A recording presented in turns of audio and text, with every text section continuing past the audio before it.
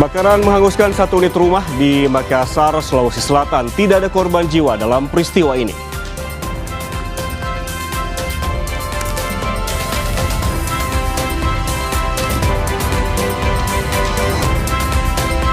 Wakil Presiden Gibran Rakabuming mendesak RUU Perampasan Aset segera dibahas. Gibran menilai hukuman penjara saja belum cukup menimbulkan efek jera, melainkan mengambil harta yang diperoleh secara ilegal lalu diberikan pada masyarakat.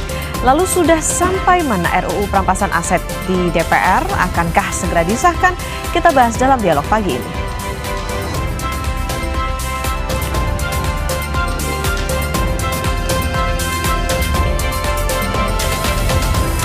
Sambut Ramadan, warga korban banjir dan longsor di Aceh Tamiang harus menjalani Ramadan di tenda pengungsian. Warga pun meminta agar hunian sementara segera terrealisasi.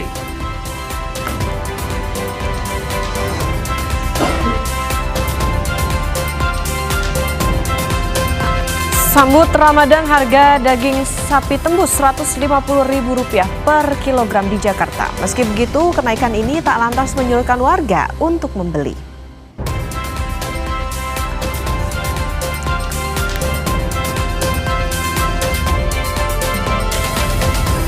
Badan Pusat Statistik melibatkan mitra statistik di daerah untuk mempercepat proses verifikasi lapangan terhadap lebih dari 11 juta peserta penerima bantuan iuran jaminan kesehatan nasional yang berstatus dinonaktifkan. Lalu bagaimana sinkronisasi antara data kemiskinan BPS dengan PBI BPJS Kesehatan? Kompas Bisnis nanti akan membahasnya bersama Kepala BPS Amalia Adiningrat Widyasanti.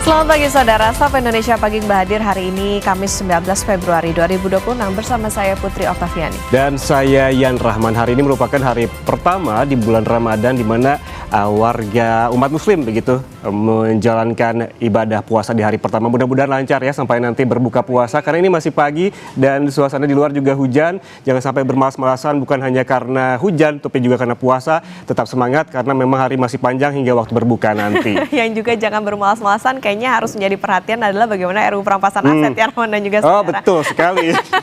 Karena kita udah nunggu-nunggu nih, ini kan juga sudah menjadi perbincangan dari sejak eranya Presiden ke-6 Susilo Bambang Yudhoyono gitu. Tapi kok sampai sekarang nggak ada kelanjutannya nih, gimana di DPR ya kan? Apa sih sebetulnya yang menjadi penghambat begitu RUU Perampasan Aset ini? Apakah memang tumpang tindih, dikhawatirkan tumpang tindih dengan RUU yang lainnya? Ini yang tentunya nanti kita tunggu.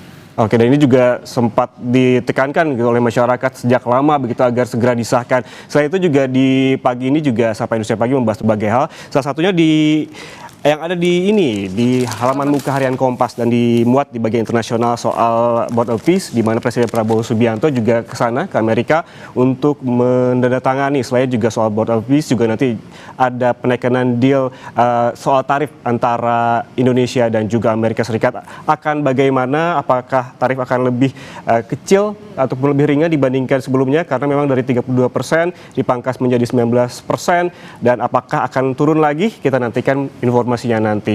Tapi sebelum ke informasi tersebut, di pagi ini ada informasi pertama saudara soal kebakaran yang menghanguskan satu unit rumah di Makassar, Sulawesi Selatan pada Rabu malam. Pemadam kebakaran 6565 di Jalan Perintis Kemerdekaan 6, samping Top Mode. Allahu Akbar. Kebakaran dengan cepat menghanguskan rumah yang terbuat dari material kayu, di mana untuk memadamkan api, 8 unit armada pemadam kebakaran dari Posko BTP, Posko Hima, dan Posko Timur dikerahkan. Api baru bisa dipadamkan 1 jam kemudian dan belum diketahui penyebab kebakaran dan tidak ada korban jiwa dalam peristiwa ini.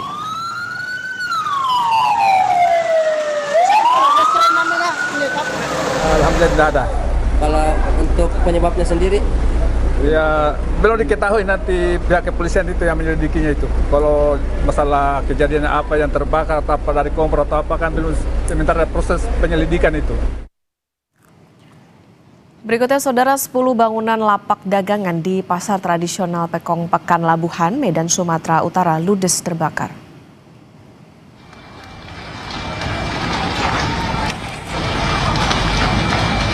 Kobaran api dengan cepat menghanguskan bangunan tua yang dijadikan tempat berjualan di pasar tradisional Pekong Pekan Labuhan, Medan, Labuhan, Kota Medan. Sedikitnya 10 bangunan lapak ludes terbakar dalam musibah ini. Kebakaran diduga akibat korsleting listrik dan api baru dapat dipadamkan 3 jam setelah 5 unit mobil pemadam dikerahkan ke lokasi. Tidak ada korban dalam kebakaran.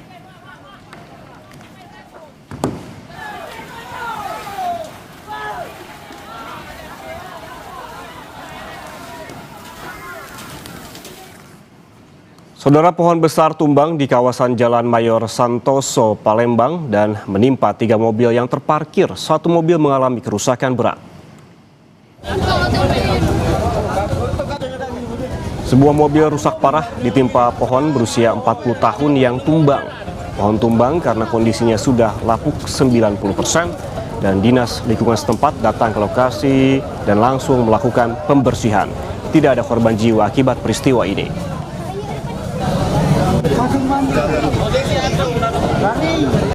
Dalam kondisi pohon tersebut umurnya lebih kurang 40 tahun.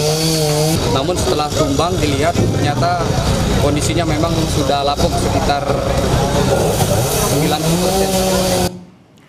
Sebuah rumah yang menjadi tempat produksi petasan di Situbondo, Jawa Timur meledak.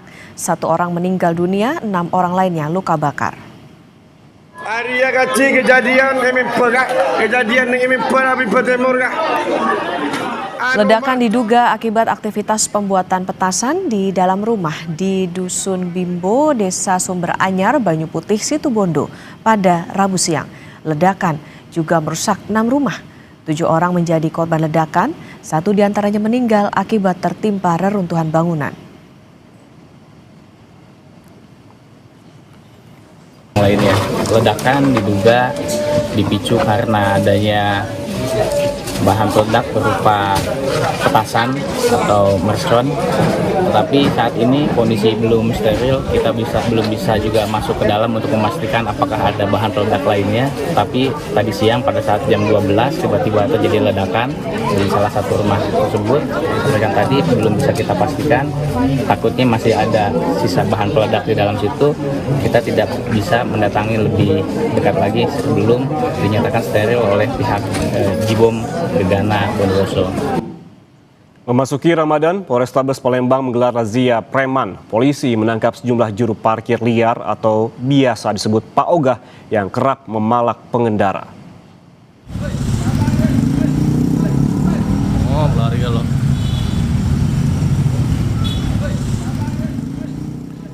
Dua juru parkir liar lari kocar-kacir saat mengetahui kedatangan polisi. Setelah sempat berupaya kabur, sejumlah juru parkir liar berhasil ditangkap dan dibawa ke Polrestabes Palembang. Polisi menggelar operasi Pekat Musi 2026 hingga 28 Februari mendatang untuk memastikan pelaksanaan Ramadan berlangsung aman.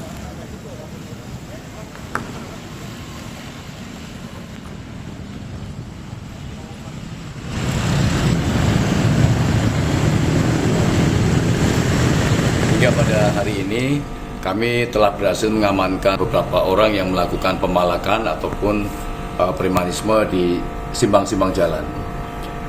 Tentunya akan kami laksanakan terus-menerus sehingga kondisi pada saat bulan suci Ramadan dapat dilaksanakan dengan khidmat dan kusuk.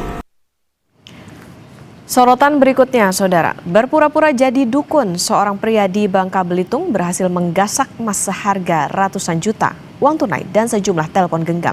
Namun, residivis yang sudah beraksi di 7 lokasi ini akhirnya ditangkap polisi.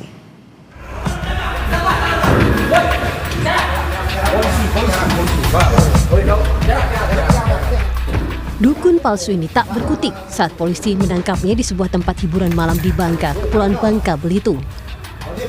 Pelaku merupakan otak dari pencurian di 7 lokasi berbeda di wilayah Bangka. Dalam aksinya, pelaku mengaku sebagai dukun yang mampu mengobati orang sakit. Ia selalu mengincar korban lansia karena mudah dirayu dan ditipu. Dalam aksinya, pelaku meminta uang untuk keperluan ritual. Ia juga mencuri emas seharga ratusan juta rupiah dan sejumlah telepon genggam milik korban. Dugaan pencurian di 7 TKP di Kabupaten Bangka. Untuk modus yang dilakukan oleh pelaku rata-rata menyasar korban lansia, kemudian dengan bujuk rayunya, ketika lengah, korban diambil barang berharganya, kemudian melarikan diri. Dari tangan pelaku, polisi menyita uang senilai 3 juta rupiah, sejumlah perhiasan dan 2 unit sepeda motor. 1 orang rekan pelaku saat ini masih dalam pengejaran. Nanda Ardiansyah, Kompas TV, Kabupaten Bangka, Kepulauan Bangka Belitung.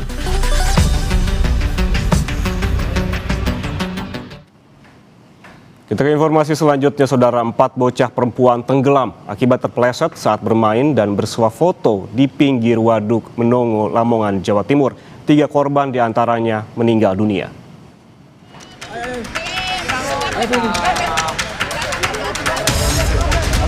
Warga berjibaku menyelamatkan 4 bocah perempuan yang tenggelam di Waduk Menongo, Desa Menongo, Sukodadi, Lamongan, Jawa Timur. Dalam upaya penyelamatan, warga bahkan harus beberapa kali menyelam ke dasar waduk untuk mengevakuasi korban. Penyelamatan dilakukan usai terdengar suara teriakan dari salah satu korban. Para korban yang merupakan siswi sekolah dasar tenggelam akibat terpeleset saat bermain dan bersuah foto di pinggir waduk. Sempat dibawa ke puskesmas setempat, nyawa 3 korban tak tertolong. Sementara 1 lainnya dalam perawatan intensif. Mereka main-main di pinggir jalan, pinggir waduk, di tepi waduk, dan selfie, Pak, selfie, sehingga terpreset, Pak. Terpreset, akhirnya yang temannya saling menolong hingga masih ikut juga masuk ke dalam. Alhamdulillah, yang 1 masih selamat, Pak. Yang 1 masih di sana, masih perawatan hidup. Yang 3 kita visum luar, Pak. Saat ini sudah kita serahkan ke keluarga. Polisi telah melakukan olah TKP dan mengamankan sejumlah barang bukti.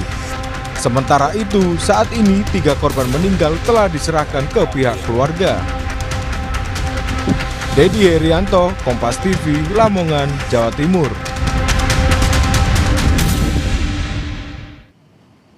Sambut Ramadan, warga korban banjir dan longsor di Aceh Tamiang harus menjalani Ramadan di tenda pengungsian.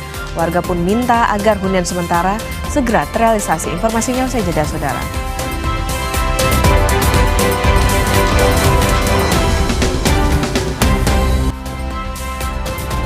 Saudara, hujan deras yang mengguyur wilayah Gunung Kidul memicu banjir bandang dan tanah longsor di Padukuhan Jono, Gunung Kidul. Derasnya air bercampur material, kayu, dan batu.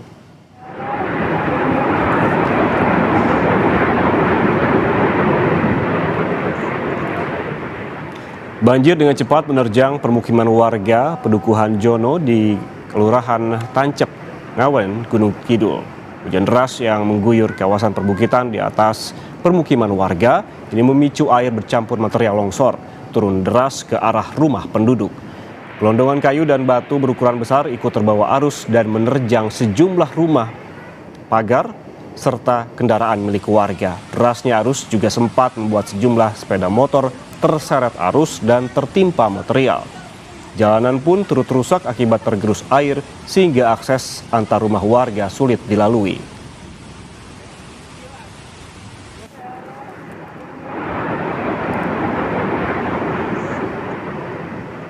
Informasi lain, Saudara, 2 pekerja pemeliharaan gedung terjebak di gondola lantai 18 di Pademangan Timur, Jakarta Utara. Evakuasi berlangsung dramatis lantaran petugas pemadam kebakaran harus menarik kedua pekerja.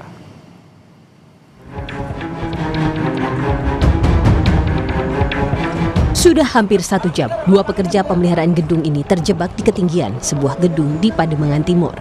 Mereka terjebak di lantai 18 setelah klem sling gondola terlepas saat melakukan pemeliharaan gedung. 5 personil penanggulangan bencana dan penyelamatan sektor Pademangan diterjunkan untuk melakukan evakuasi.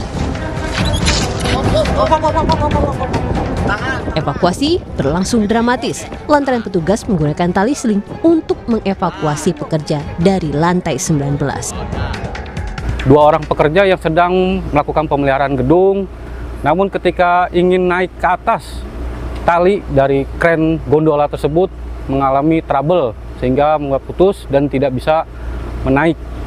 Nah, kita mendapat laporan, kita meluncur dan kita alhamdulillah kita evakuasi, kita sampai dengan cepat, selamat dengan menggunakan rangkaian sistem jetrik. Jelaskan Bang, mereka terjebak di lantai berapa?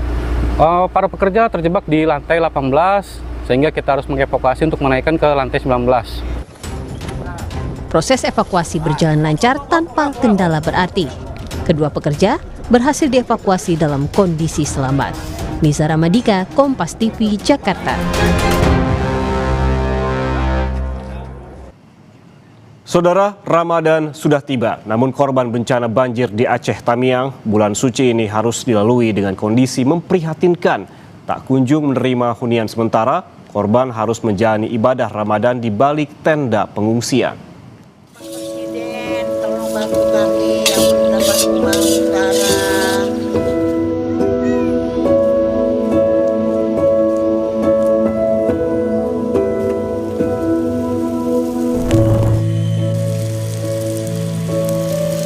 Ramadan tahun ini terasa jauh berbeda bagi Zuraida, penyintas bencana banjir Sumatera.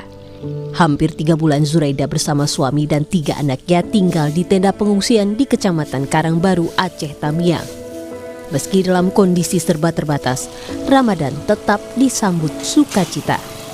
Zuraida memasak daging sapi bantuan pemerintah, sebuah hidangan sederhana untuk menjaga tradisi megang agar suasana Ramadan tetap hidup. Biasa tradisi kita yang megang itu ya gimana nanti? Megang ada dapat juga dari desa daging. Nanti diolahnya, dimasaknya kapan? Nanti karena belum beli bumbu juga kan, mau beli bumbu dulu baru. Kondisi serupa juga dialami Hamdani, warga di desa Sukajadi, Aceh Tamiang.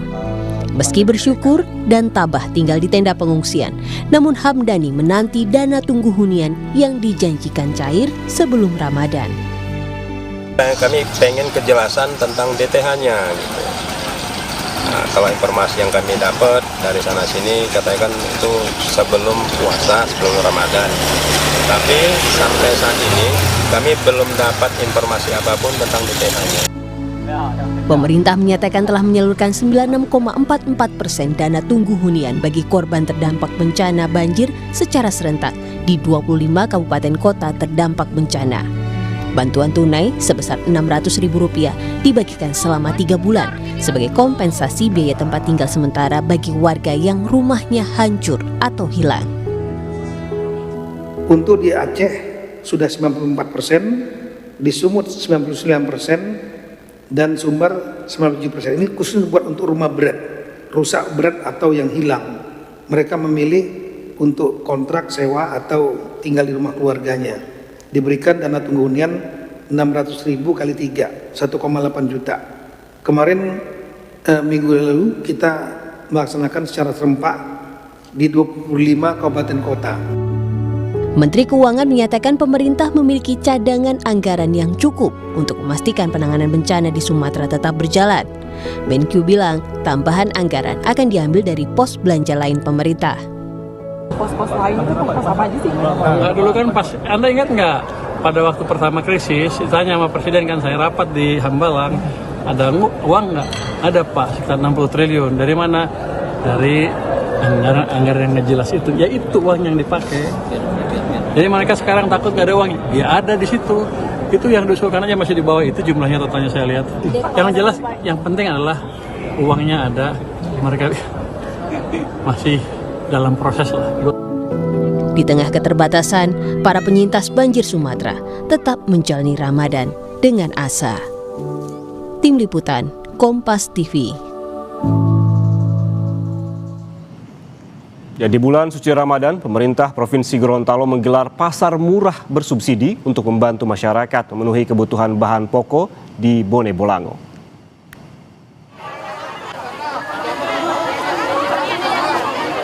Warga menyerbu pasar murah yang digelar di halaman RSUD Toto, Bone Bolango pada Rabu pagi. Harga yang ditawarkan dalam pasar murah jauh di bawah pasaran, seperti beras 5 kg dibanderol Rp25.000, daging ayam Rp25.000 per ekor, dan minyak 1 liter, dan juga telur 10 butir hingga gula pasir 1 kg dengan harga Rp10.000. Warga merasa terbantu dengan pasar murah lantaran bahan pokok biasanya mengalami kenaikan jelang bulan puasa. Jadi sangat beda sekali.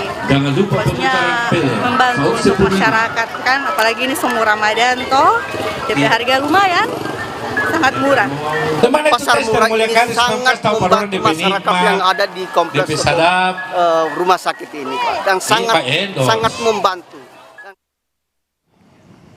Kita ke sorotan lain, Saudara. Kamis pagi waktu Indonesia Barat atau Rabu petang waktu Washington DC, Amerika Serikat, Presiden Prabowo Subianto menghadiri pertemuan dengan sejumlah pengusaha Amerika Serikat. Pengusaha yang tergabung dalam Kadin Indonesia juga membahas sejumlah investasi dengan pengusaha Amerika Serikat. Sekitar pukul 4 sore waktu Washington DC, Business Summit digelar. Presiden Prabowo Subianto menjadi tamu kehormatan Business Summit. Ketua Kadin Indonesia, Anindya Bakri, mengatakan pengusaha Indonesia bertemu dengan anggota US Chamber of Commerce atau Kadin Amerika Serikat membahas perdagangan yang seimbang antar dua negara. Investasi yang dibahas secara bilateral ini diharapkan mampu meningkatkan pertumbuhan ekonomi. Kelayakan persentase tarif barang impor Amerika Serikat juga akan dibahas dalam diskusi ini. Selain itu, diskusi pengusaha Amerika Serikat dan Indonesia di forum bisnis dinilai akan memberi kesempatan bagi eksportir Indonesia. Presiden akan bertemu dengan pengusaha-pengusaha dari Amerika yang tergabung di US Chamber of Commerce dan juga US ASEAN Business Council dan juga USINDO.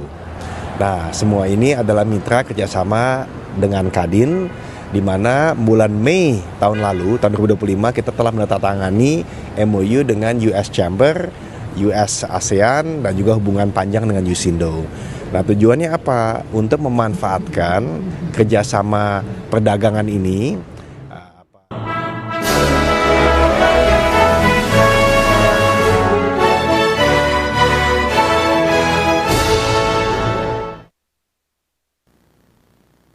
Rendah hati, hati-hati, dan sepenuh hati. 3 pesan utama ini menjadi bekal bagi 18 ketua pengadilan tingkat banding yang baru saja resmi mengemban tugasnya.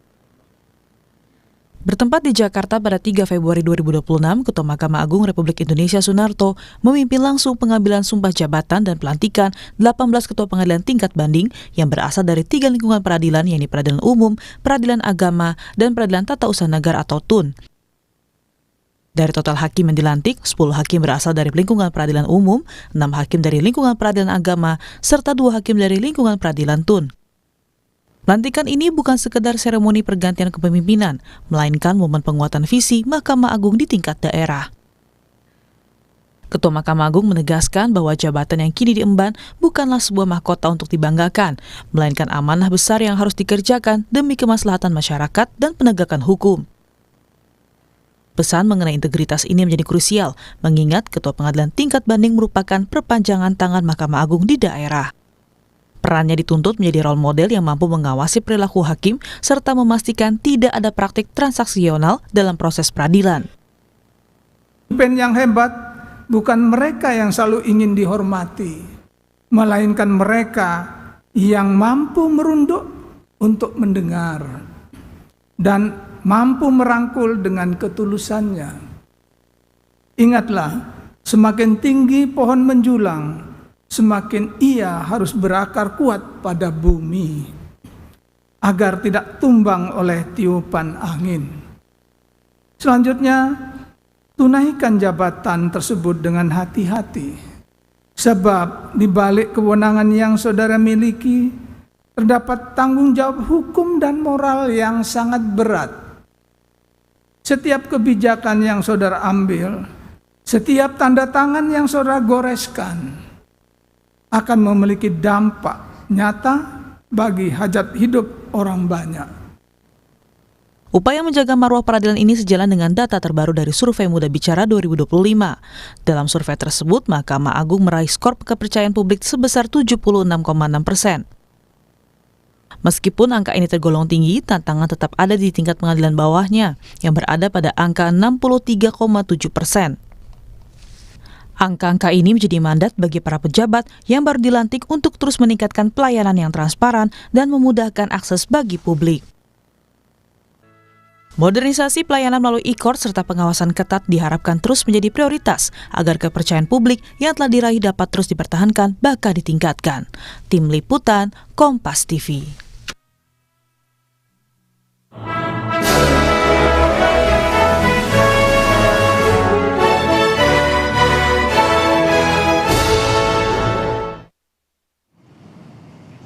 Wakil Presiden Gibran Rakabuming mendesak RUU perampasan aset segera dibahas. Gibran menilai hukuman penjara saja belum cukup menimbulkan efek jerah, melainkan mengambil harta yang diperoleh secara ilegal lalu diberikan kepada masyarakat. Lalu, sudah sampai mana RUU perampasan aset di DPR? Akankah segera disahkan? Kita bahas dalam dialog pada pagi ini. Selesai jeda, kami kembali untuk Anda.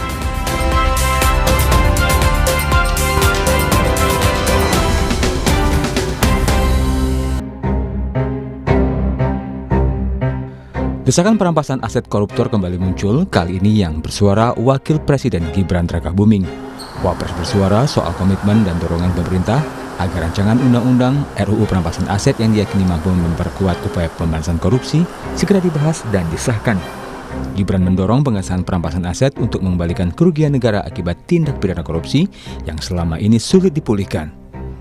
Gibran mengutip data Indonesia Corruption Watch (ICW) soal potensi kerugian negara akibat korupsi pada periode 2013-2022 mencapai 238 triliun rupiah. Indonesia sangat perlu memperkuat sistem hukumnya agar mampu mengembalikan aset negara, membuat jera para pelaku, serta melindungi masyarakat dari potensi kerugian akibat korupsi. Teman-teman, komitmen dari Bapak Presiden sebagai pucuk pimpinan negara sudah sangat jelas. Tapi kesungguhan Bapak Presiden untuk memerangi korupsi dengan instrumen hukum baru yang bisa membawa manfaat besar bagi bangsa. Jika kita sungguh-sungguh ingin memberantas korupsi, maka koruptor harus dimiskinkan. Inilah esensi dari RUU perampasan aset yang saat ini menjadi sangat penting dan mendesak. Menanggapi pernyataan Wapres Gibran soal rancangan undang-undang perampasan aset, Indonesia Corruption Watch (ICW) menilai penting bagi pemerintah dan DPR menegaskan komitmen dalam mendorong RUU perampasan aset harus disertai aksi nyata untuk mewujudkannya. Wacana RUU perampasan aset ini muncul kembali ketika adanya kritik publik berkaitan dengan pemberantasan korupsi yang dikeluarkan oleh TI, Transparansi Internasional, berkaitan dengan CPI yang menurun begitu. Jadi bagi kami adalah penting untuk menegaskan bahwa pemerintah dan DPR itu harus memiliki komitmen terhadap RUU perampasan aset, dan jika tidak prosesnya masih akan ditunda, maka itu hanya apa yang disampaikan oleh Wakil Presiden Gibran bagi kami hanya sekadar lip service belaka saja. Pada pertengahan Januari lalu, Dewan Perwakilan Rakyat (DPR) memulai penyusunan draft rancangan undang-undang perampasan aset. Perumusan RUU perampasan aset dimulai dengan rapat dengar pendapat Komisi 3 dengan Badan Keahlian DPR. Rapat ini sebagai permulaan dalam memberikan kepastian hukum untuk memulihkan dan mengembalikan kerugian negara akibat tindak pidana. DPR memastikan partisipasi publik akan ditampung sepanjang pembahasan RUU ini. Tim Liputan Kompas TV.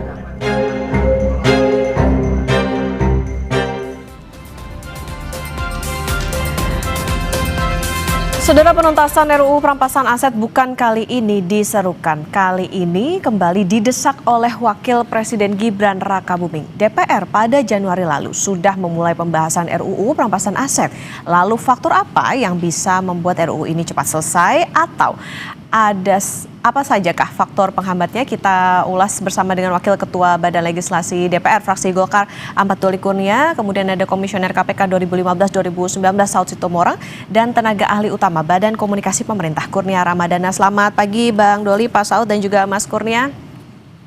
Selamat pagi Mbak, Assalamualaikum. Waalaikumsalam warahmatullahi wabarakatuh. Assalamualaikum warahmatullahi wabarakatuh. Waalaikumsalam. Saya ke Bang Doli dulu. Bang, ini kan dikatakan DPR udah mulai nih pembahasannya, draftnya pada pertengahan Januari lalu. Update-nya seperti apa perkembangannya?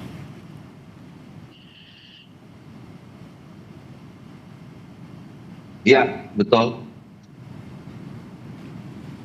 Halo. Ya, update-nya gimana Bang Doli? Iya, ini kan kita di DPR sebetulnya sudah merespon cukup baik ya. Bahkan kemarin di akhir tahun 2025, tepatnya sekitar bulan September dan Oktober, kami di Badan Legislasi itu kan sudah merevisi prolegnas ya, dan kemudian memasukkan rencana pembentukan undang-undang perampasan aset ini sudah kita masukkan dalam list prolegnas. Bahkan di dua tempat, yaitu prolegnas di tahun 2025 dan kemudian juga prolegnas di 2026. Nah, itu adalah untuk mengantisipasi bahwa kalau memang semua dan segala sesuatunya dikoordinasikan selesai dengan pemerintah, bisa dimulai akhir tahun 2025, kita juga sudah siap.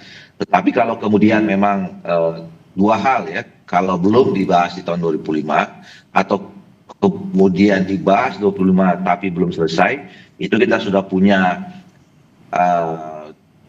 jaring pengaman, kartu pengamannya di tahun 2026. Nah, alhamdulillah kemarin Telkom 3 yang memang disepakati untuk membahas undang-undang ini bersama dengan pemerintah itu sudah memulainya. Nah, kita tinggal menunggu dan kemudian mendorong ya supaya memang ini segera prosesnya cepat dan bisa selesai. Oke, berarti di Komisi 3, nah ada laporankah Bang soal dari Komisi 3 ke baik DPR, apa aja isinya?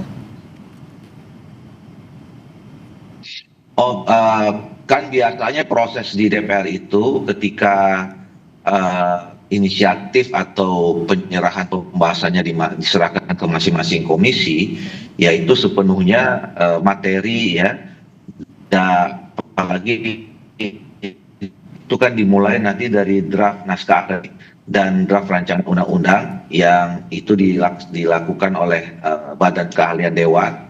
Tentu nanti sudah ada pembahasan di teman-teman Komisi 3 yang kita serahkan. Nah, jadi materinya sepenuhnya. Ya, Bang Doli?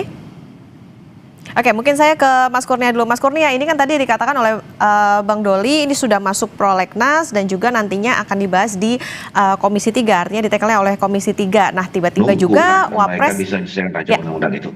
Ya. Oke, Mas Kurnia, nah tiba-tiba Wapres Gibran bicara soal perampasan aset dan koruptor harus dimiskinkan.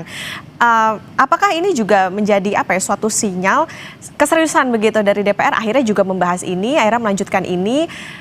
Apa latar belakangnya juga sehingga Wapres Gibran ini mengatakan atau membuat semacam rilis begitu soal keseriusan RUU perampasan aset ini?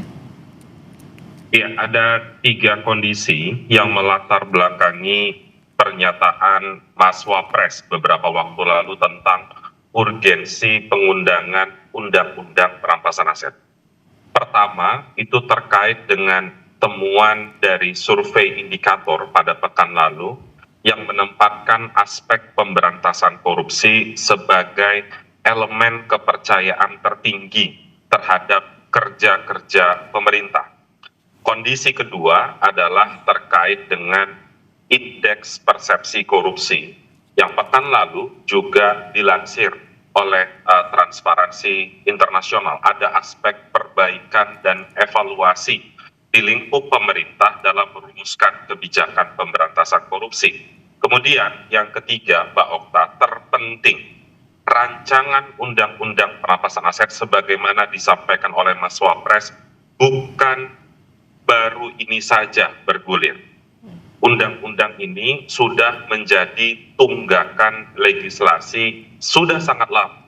Maka dari itu, pemerintah dalam hal ini tidak hanya Mas Wapres, pernyataan Mas Wapres itu selaras dengan pernyataan Presiden berulang kali yang juga mendesak agar undang-undang perampasan aset ini segera diundangkan.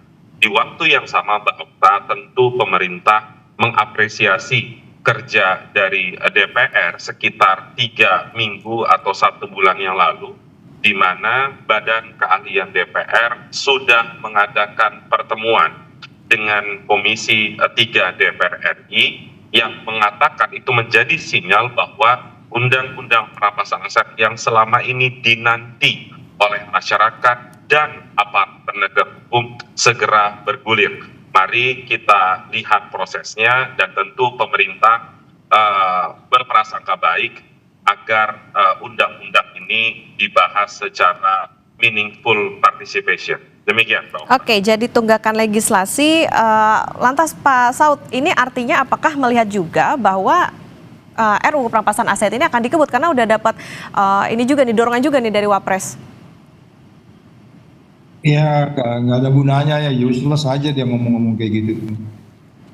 Karena gini loh, kalau kamu lihat itu indeks persepsi korupsi kita turun dari 30 kemarin 37 kemudian jadi 34 itu sekelas Nepal itu kan.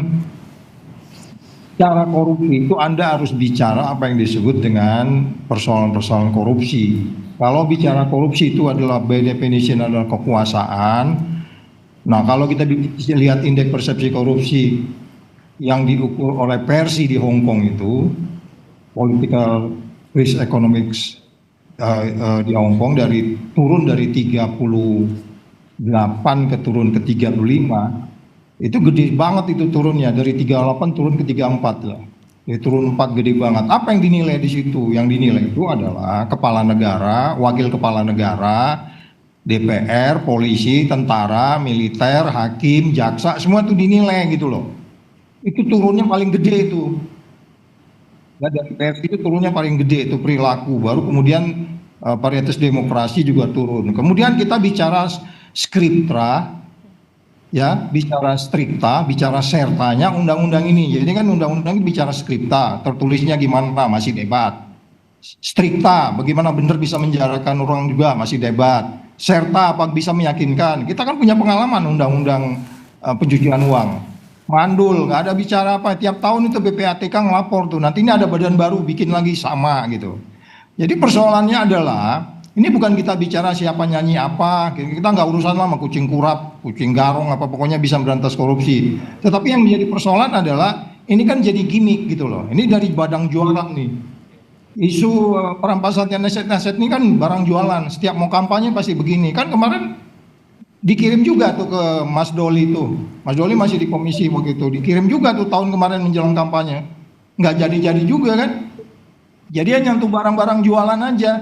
Jadi apa yang disebutnya politik, yang disebutnya ini terjadi juga di banyak negara. Ketika orang punya kelemahan, ketika orang punya problematik dalam dirinya, siapakah Anda? Politisi kayak apa kayak. Nah itu dia selalu bicara-bicara integriti itu, bicara anti korupsi itu banyak di negara lain. 1MDB di Filipina itu mirip, sama gitu. Jadi kita mau kayak gitu kan? Kalau saya nggak mau. Apa? Kan nggak ada gunanya, nggak usah didengerin gitu aja Mbak, makasih. Oke, nah tadi kalau menjadi sorotan soal bagaimana keseriusan dari DPR jangan sampai ini jadi gimmick doang nih, apalagi menuju tahun-tahun pemilu gitu. Nah Bang Doli, tanggapannya gimana nih dari DPR? Apakah ada yang ditunggu juga dari pemerintah sampai akhirnya harus dikebut juga nih untuk RUU perampasan asetnya? Iya, saya kira memang saya tidak menangkap ada soal gimmick ya. Karena kalau disebutkan tadi misalnya saya tidak tahu kalau periode yang lalu saya waktu itu ketua Komisi 2 ya, yang memang tidak berhubungan langsung dengan soal undang-undang ini. Tetapi waktu itu saya juga menjadi salah satu yang mendorong supaya undang-undang ini segera dibentuk gitu. Dan saya lihat sekarang juga teman-teman di DPR juga sangat serius untuk berupaya segera melakukan pembahasan dan menyelesaikan ini semua. Ya tinggal memang harus kita kawal ya, nggak bisa memang kemudian taken for granted, diserahkan kemudian dibiarkan begitu saja gitu. Memang betul tadi harus ada keterlibatan publik ya. Pertama tentu di dalam proses pengawasan ini supaya memang jadwalnya ketat gitu. Kemudian yang kedua dari segi materinya. Itu tadi misalnya perlunya ada proses meaningful participation. keterlibatan masyarakat, keterlibatan publik, sehingga memang isinya, substansinya itu sesuai dengan harapan kita. Undang-undang ini lahir untuk menjadi bagian penting di dalam kita pemberantasan korupsi. Oke.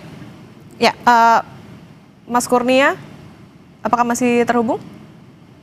Masih, Mbak. Ya, Mas Kurnia, tadi melihatnya seperti apa, Mas? Sebetulnya juga dari DPR sudah ada upaya nih, dikatakan demikian oleh Bang Doli, sebetulnya sudah ada proses dan lain sebagainya. Tapi menurut Pak Saud, ini kok kayaknya jadi gimmick doang nih untuk RUU perampasan aset. Nah, keseriusan dari pemerintah seperti apa untuk koordinasi maupun juga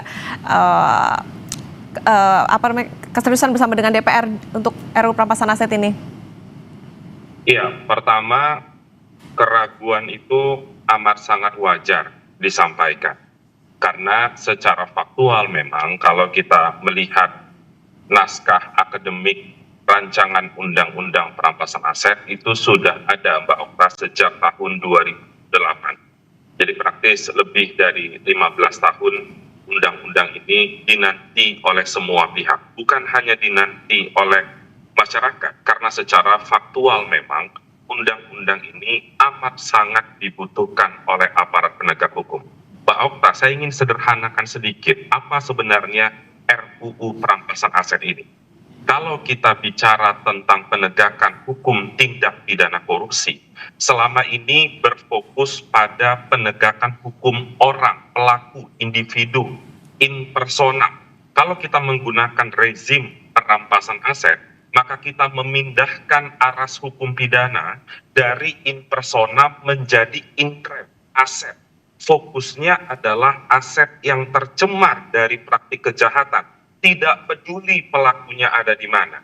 Dan juga Mbak Okta, meskipun memang ketika ini ada undang-undangnya ada di DPR, ada banyak hal yang nanti harus dibahas lebih lanjut. Misalnya yang pertama, lembaga mana nanti yang akan mengelola aset tercemar tindak pidana. Kemudian yang kedua misalnya, adakah batasan waktu dalam proses penegakan hukum? Kenapa ini penting, Mbak Okta?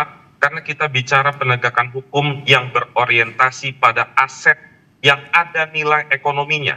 Maka kalau ini berlarut-larut penegakan hukumnya, ada potensi pengurangan nilai aset tersebut. Mbak Okta, undang-undang ini sebenarnya sudah jamak dilakukan di banyak negara. Mas Wapres juga sudah menyampaikan secara contoh lain, misalnya ada negara Filipina, ada Australia, ada Amerika Serikat yang sudah berhasil untuk memaksimalkan pemulihan kerugian akibat tindak pidana. Terakhir Mbak Okta, undang-undang perampasan aset ini sebenarnya tidak hanya bicara tentang tindak pidana korupsi. Ketika kita bicara tentang undang-undang perampasan aset, maka kita bicara tentang tindak pidana ekonomi.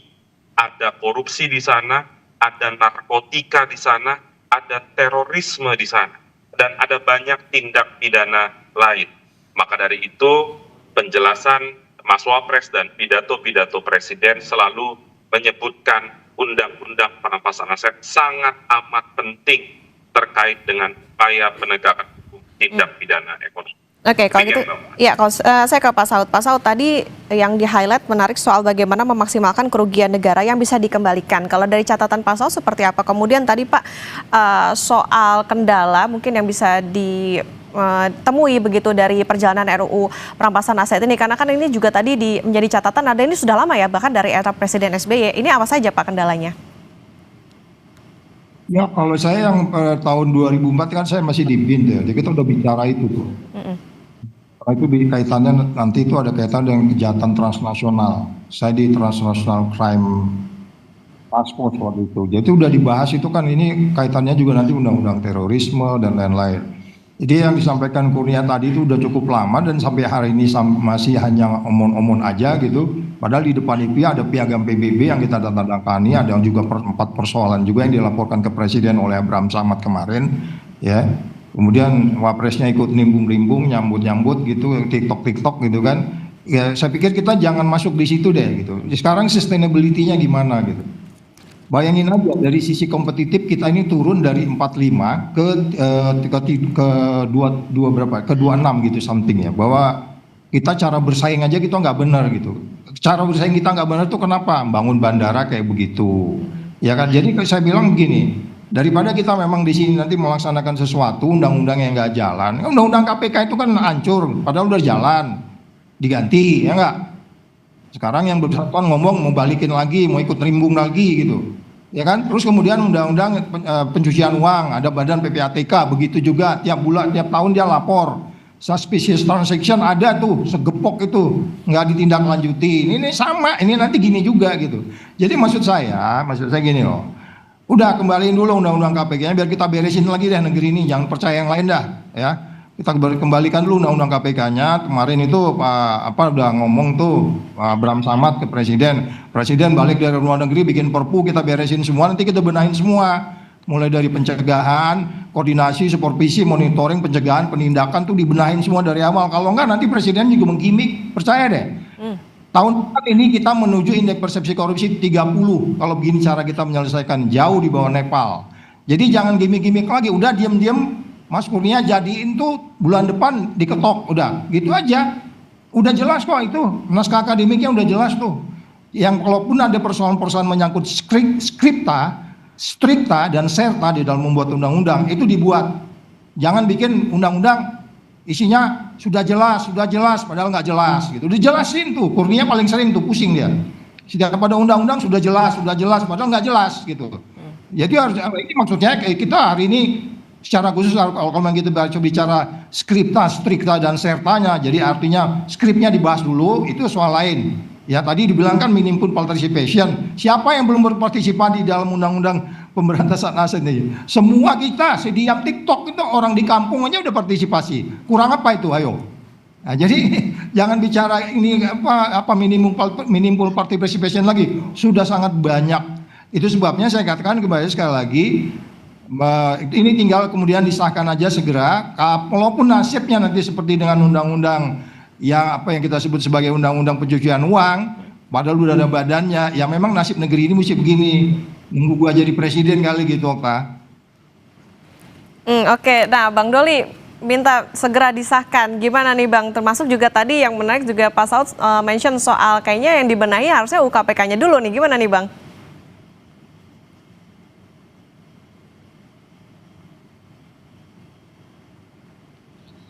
Bang Doli?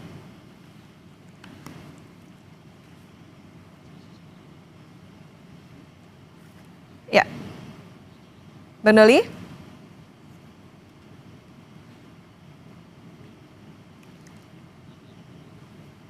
Oke, kalau gitu saya ke Mas Kurnia dulu deh. Ya, Bang Doli, apa sudah terhubung?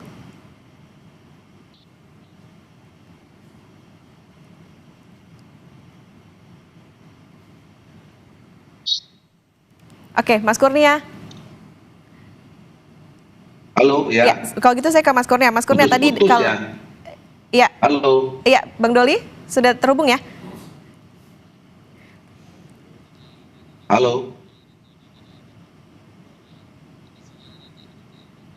Oke, saya ke Mas Kurnia dulu deh kalau gitu, karena sambil menunggu Bang Doli. Mas Kurnia tadi menarik soal bagaimana Pak Saud bilang ya dorongannya adalah harus segera disahkan nih gitu. Dan tadi juga soal bagaimana pembenahan tidak hanya dari segi RUU perampasan aset yang sampai dengan saat ini kalau tadi sempat dibilang jadi gimmick aja, tapi juga pembenahan dari RUU yang lain yang misalnya saja kayak KPK tadi dikembalikan ke UU yang lama begitu.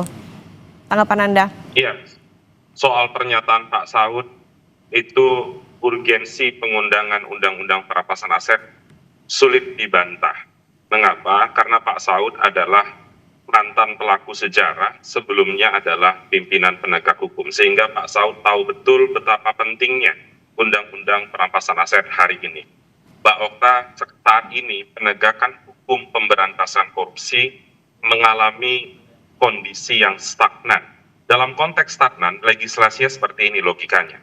Dengan undang-undang existing hari ini, ketika ada pelaku korupsi yang kabur menjadi buronan, di waktu yang sama, penegak hukum itu mengetahui ada aset yang bersangkutan di sekitaran, misalnya di sekitaran Indonesia dan tahu lokasinya ada di mana. Dengan undang-undang existing sangat amat sulit untuk merampas aset tersebut. Jadi sederhananya aset di depan mata, pelakunya kabur, itu susah untuk ditindak. Tapi dengan rancangan undang-undang perampasan aset, itu bukan persoalan yang sulit. Mengapa? Karena lagi-lagi penegakan hukumnya fokus pada aset yang tercemar dari praktik kejahatan, tidak peduli pelakunya ada di mana. Dan ini juga Mbak Okta merupakan turunan dari konvensi PBB melawan korupsi, ANKEK, di mana Indonesia salah satu pesertanya yang dimandatkan untuk segera merumuskan apa yang disebut dengan istilah non-conviction based asset forfeiture, yang artinya adalah penegakan hukum yang berfokus pada aset hasil kejahatan. Sekalipun Mbak Okta, saat ini penegakan hukum di Indonesia tahun 2025 berusaha untuk mengikuti aras pidana modern, pendekatannya aset.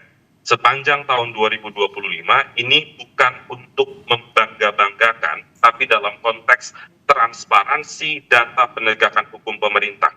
Sepanjang tahun 2025, aset recovery dari 3 aparat penegak hukum, Kejaksaan, KPK, dan Polri, jumlahnya 28,6 triliun rupiah.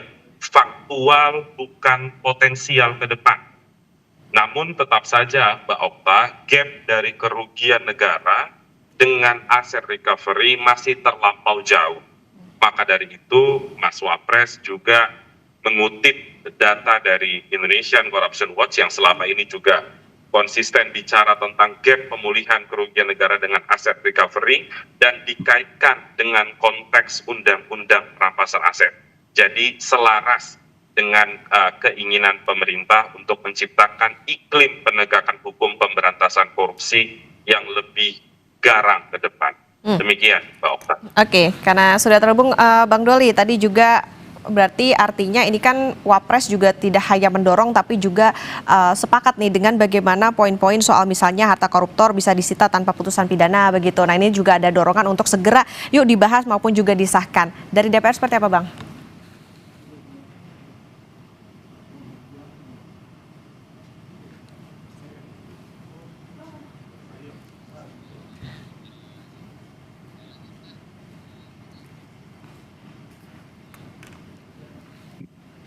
Oke, saya ke Pak Saud kalau begitu. Pak Saud, jadi dari sepanjang pembahasan ini tentunya kan tadi juga Pak Saud mention juga soal bagaimana gimmick ini juga nggak lepas dari bagaimana partai politik yang berada di DPR. Jadi ini dilihatnya masih angot-angotan kah atau seperti apa Pak Saud di tingkat DPR nih?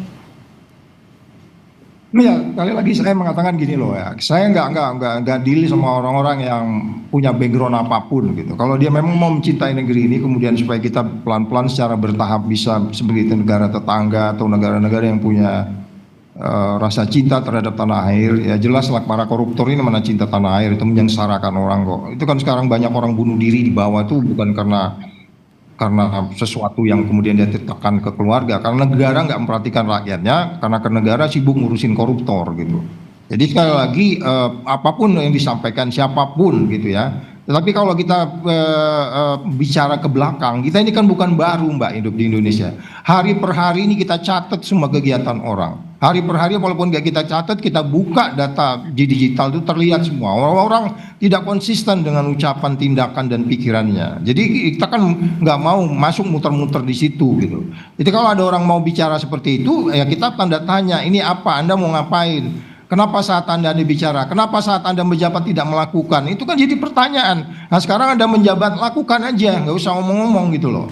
Jadi sekali lagi, ya tinggal Wapresnya ngomong sama presidennya, duduk baik-baik, ini gimana negara sengsara ini, pasar modal kayak begini, ya mau diapain? Segera yang prioritas ini, bentuk tim anti korupsi. Timnya aja sekarang coba, timnya di mana? Saya nggak ngeliat nih, 3 institusi yang ada ini mereka koordinasi, supervisi, monitoring, pencegahannya benar-benar memiliki suatu society atau katakanlah community yang baik.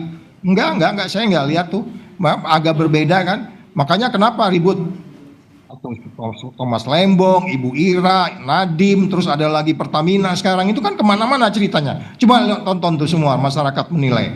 Masyarakat ini lebih wisdom loh daripada 400 orang di DPR sana. Jelas masyarakat lebih wisdom, mereka lebih logik, mereka lebih bebas konflik kepentingan, mereka lebih objektif, mereka nggak punya nilai-nilai tidak jujur untuk meneruskan membangun dengan baik gitu ya kan, yang disebutnya wisdom crowd itu pastilah lebih wisdom itu tadi, makanya meaningful participation itu sudah dilakukan, meaningful participation itu bahkan udah ngomong orang di TikTok. Kurang apa di situ?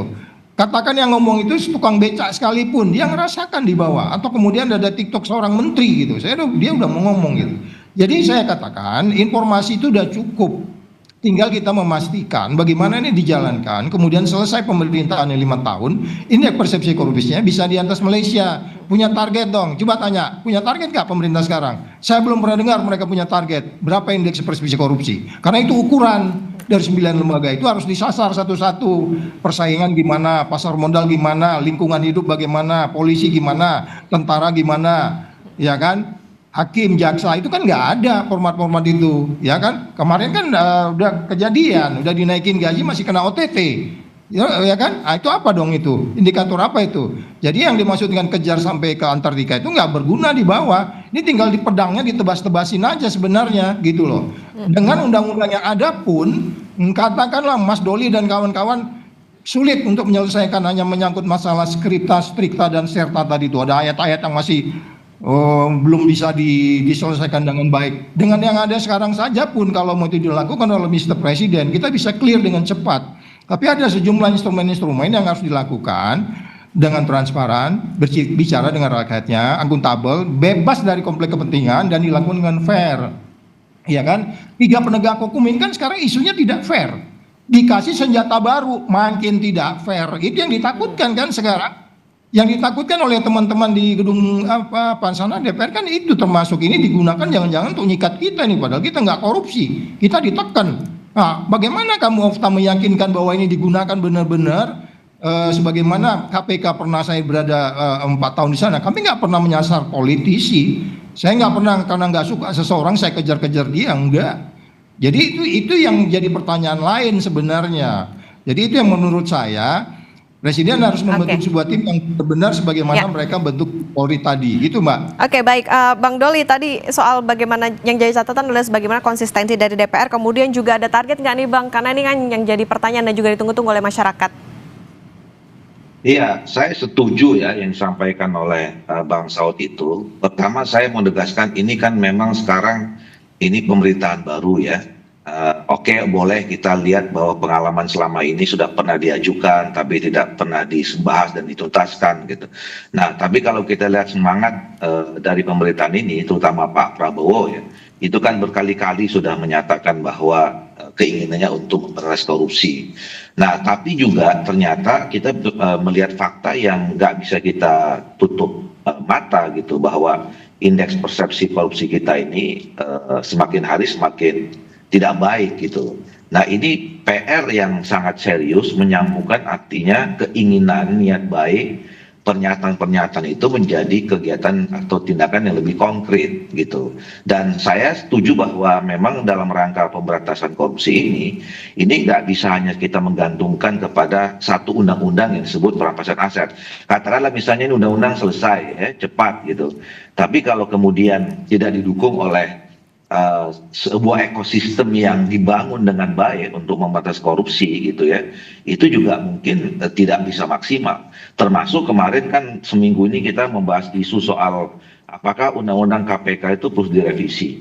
Saya kira kalau kita mendengarkan informasi dari tokoh-tokoh kritis yang ketemu Pak Presiden, itu kan memang sudah juga ada dinyatakan akan dilakukan penguatan ya kembali terhadap KPK kalau selama ini dianggap memang itu kurang maksimal kekuatannya, kira-kira begitu.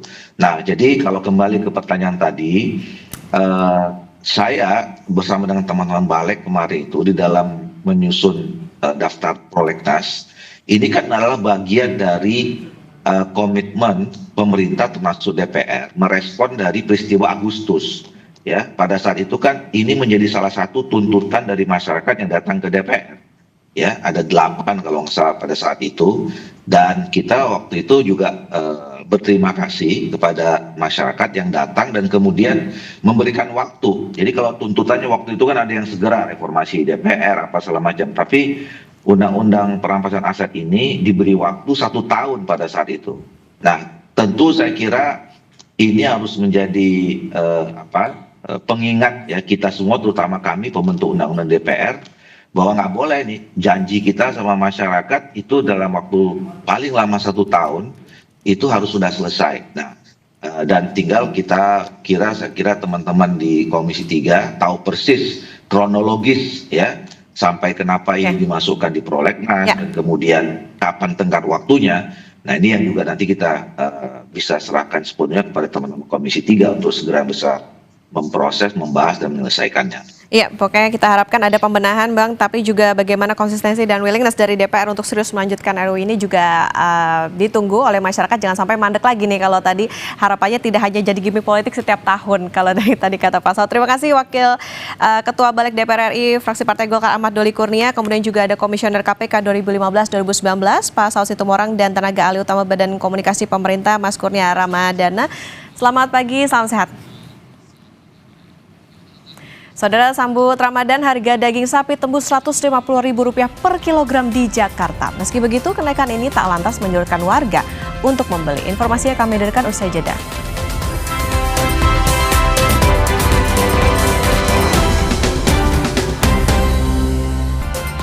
Masih di Sapa Indonesia Pagi, Saudara. Harga ayam di sejumlah pasar menyentuh Rp45.000. Meski demikian, harga ayam secara rata-rata nasional masih di kisaran Rp40.000 per kilogram. Menteri Perdagangan Budi Santoso menjelaskan perbedaan harga daging ayam terjadi karena kondisi pasokan dan kebutuhan di masing-masing pasar. Di sejumlah lokasi, harga terpantau menyentuh Rp45.000. Budi menargetkan harga tetap mengacu pada ketentuan harga acuan yang berlaku.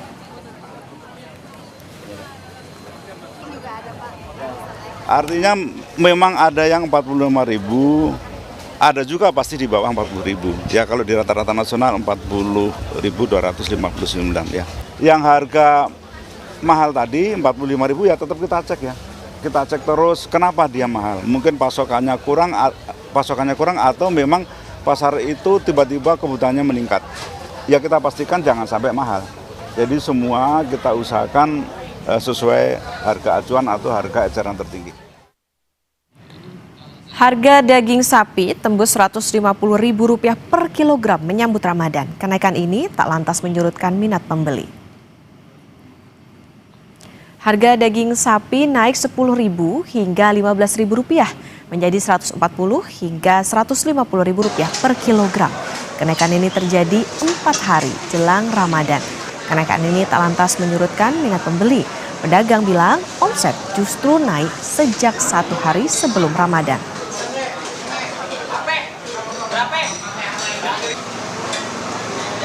Kita menjual harga daging sapi itu per kilonya 140.000. Ada kenaikan ya Bu. Sebelumnya di kisaran 135 saya menjual. Ada pengaruh, ada kenaikan pembeli sedikit gitu Ibu. Nggak ada pengaruh sedikit karena menjelang mau bulan Ramadan kan menghadapi bulan puasa. Udah umum ya mereka untuk kebutuhan sahur gitu, kebutuhan buka gitu. Ya.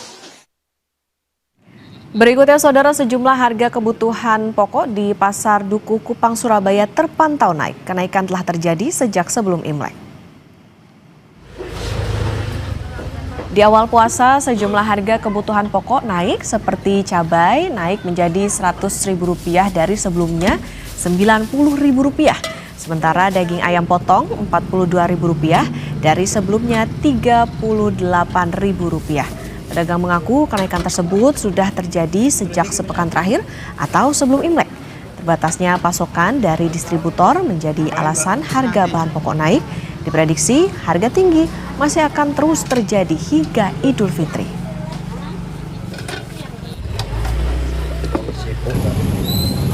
Sementara itu di Pasar Pabaeng-Baeng, Kota Makassar, Sulawesi Selatan, harga cabai rawit mencapai Rp70.000 per kilogram. Selain cabai rawit yang mengalami kenaikan, Cabai jenis lain seperti cabai keriting masih terpantau harga normal. Cabai keriting dijual dengan harga Rp20.000 per kilogram. Bumbu dapur lainnya juga terpantau stabil dan malah mengalami penurunan. Seperti bawang putih dijual stabil di harga Rp34.000 per kilogram dan bawang merah yang mengalami penurunan dari yang sebelumnya Rp60.000 menjadi Rp45.000 per kilogram. Rata-rata pedagang bilang daya beli masyarakat dibanding tahun sebelumnya menurun. Dulunya 40, 50, sekarang naik sudah 3. Lama ada 1 minggu naik. Sekarang jual itu 5, 70. Informasi terkini terkait harga bahan pokok saat Ramadan ini, kita sudah terhubung dengan jurnalis Kompas TV ada Alfian Rahman dan juru kamera Misbahul Munir di Surabaya, Jawa Timur, dan jurnalis Kompas TV Linda Wirawan beserta juru kamera Nila Rustam di Makassar, Sulawesi Selatan. Kita ke jurnalis Kompas TV Alfian Rahman terlebih dahulu di Surabaya, Jawa Timur. Alfian, selamat pagi. Bagaimana harga bahan pokok di Surabaya pantauannya, Alfian? Ya, selamat pagi, Okta dan juga saudara. Kami perbarui kembali, Okta dan juga saudara, terkait harga kebutuhan pokok di awal Ramadan atau hari pertama Ramadan di Surabaya. Ini baru saja kami juga berbincang lagi dengan para pedagang di sini yang mengungkapkan bahwa memang ada kenaikan yang cukup signifikan dari berbagai macam kebutuhan pokok di awal Ramadan ini. Bahkan kalau kita bisa jabarkan, Okta dan juga saudara, harga cabai rawit sendiri yang sebelumnya terjual di harga Rp80 hingga Rp90.000 di satu pekan sebelum hari ini, begitu sekarang sudah naik 100 hingga Rp120.000 per kilogram. Hal yang serupa juga terjadi pada telur ayam, begitu. Telur ayam dijual di harga Rp32 hingga Rp34.000 per kilogram. Sementara untuk daging ayam juga mengalami kenaikan yang semula di sebelum Imlek bahkan Okta juga saudara terjual di harga Rp35 hingga Rp36.000 saat ini di awal Ramadan seharga Rp42.000 per kilogram. Tentu para pedagang mengakui memang berkurangnya pasokan dari distributor mengakibatkan harga beberapa kebutuhan pokok juga terus mengalami kenaikan. Tapi ada beberapa juga yang masih stabil seperti bawang merah di harga Rp35.000 per kilogram dan juga bawang putih di harga Rp30.000 per kilogram. Harga ini diklaim oleh para pedagang akan terus naik atau terus tinggi saudara selama bulan puasa bahkan hingga nanti jelang Idul Fitri. Dan memang jika kita runtut dari tahun-tahun sebelumnya, harga serupa juga atau kenaikan harga memang selalu terjadi di awal Ramadan dan di jelang Idul Fitri. Dari sisi lain, Okta dan juga saudara, kami juga berbincang dengan para pembeli di Pasar Dukuh Kupang Surabaya sendiri yang karena tingginya harga kebutuhan pokok namun masih tetap membutuhkan karena ini di bulan puasa, maka para pembeli maksud kami menyiasati dengan membeli ecer seperti cabai yang biasa dapat membeli 1 kilogram, sekarang diecer per ons dengan harga Rp12.000 per onsnya. Pun sama halnya dengan telur ayam, para pembeli juga mengecernya atau membeli ecer dengan 1/4 atau 1 ons telur ayam. Selain itu, kada juga saudara di Pasar Dukuh Kupang Surabaya sendiri kemarin Gubernur Jawa Timur Kofifa Indar Parawansa juga sudah turun langsung memantau harga kebutuhan pokok, berinteraksi dengan masyarakat, terutama pembeli di Pasar Dukuh Kupang Surabaya dan mendapatkan kesimpulan bahwa memang adanya penurunan dari stok minyak kita sejak 2 pekan terakhir. Dari pantauan kami sendiri, stok minyak kita di Pasar Dukuh Kupang Surabaya saat ini dijual memang harganya cukup tinggi, lebih dari HET, yaitu sekitar Rp18.000 per kemasan begitu. Ini memang cukup tinggi jika dibandingkan HET-nya di harga Rp15.000. Namun Kofifa Indar Parawansa, Gubernur Jawa Timur, ini akan terus berkoordinasi dengan instansi dan pihak terkait untuk menjamin keamanan pasokan dan tersedianya pasokan selama bulan puasa. Oke. Beberapa komoditas yang harganya naik dan diprediksi bahkan akan naik terus menjelang Idul Fitri. Dari Surabaya kita bergeser ke Makassar, Sulawesi Selatan. Ada jurnalis Kompas TV Linda Wirawan dan juru kamera Nila Rustam. Linda, selamat pagi. Bagaimana harga bahan pokok di Makassar? Baik, selamat pagi Okta dan juga saudara. Kalau kita berbicara mengenai harga pokok di pasar Pak Bayang-Bayang, tempat saya melaporkan saat ini sebenarnya cukup bervariatif. Ada yang naik, ada yang turun, dan juga ada yang stabil. Kalau kita kasih contoh misalnya minyak goreng naik dari harga sebelumnya Rp18.000 per liter, ini naik menjadi Rp19.000 per liternya. Sedangkan untuk cabai rawit, kalau dulunya dijual dengan harga Rp40.000 per kilogram, ini naik menjadi Rp70.000 per kilogram sejak awal Januari kemarin. Sedangkan untuk cabai keriting bisa dikatakan stabil di harga Rp20.000 per kilogram. Ada juga yang stabil lainnya, yaitu ada bawang putih di harga Rp34.000 per kilogram.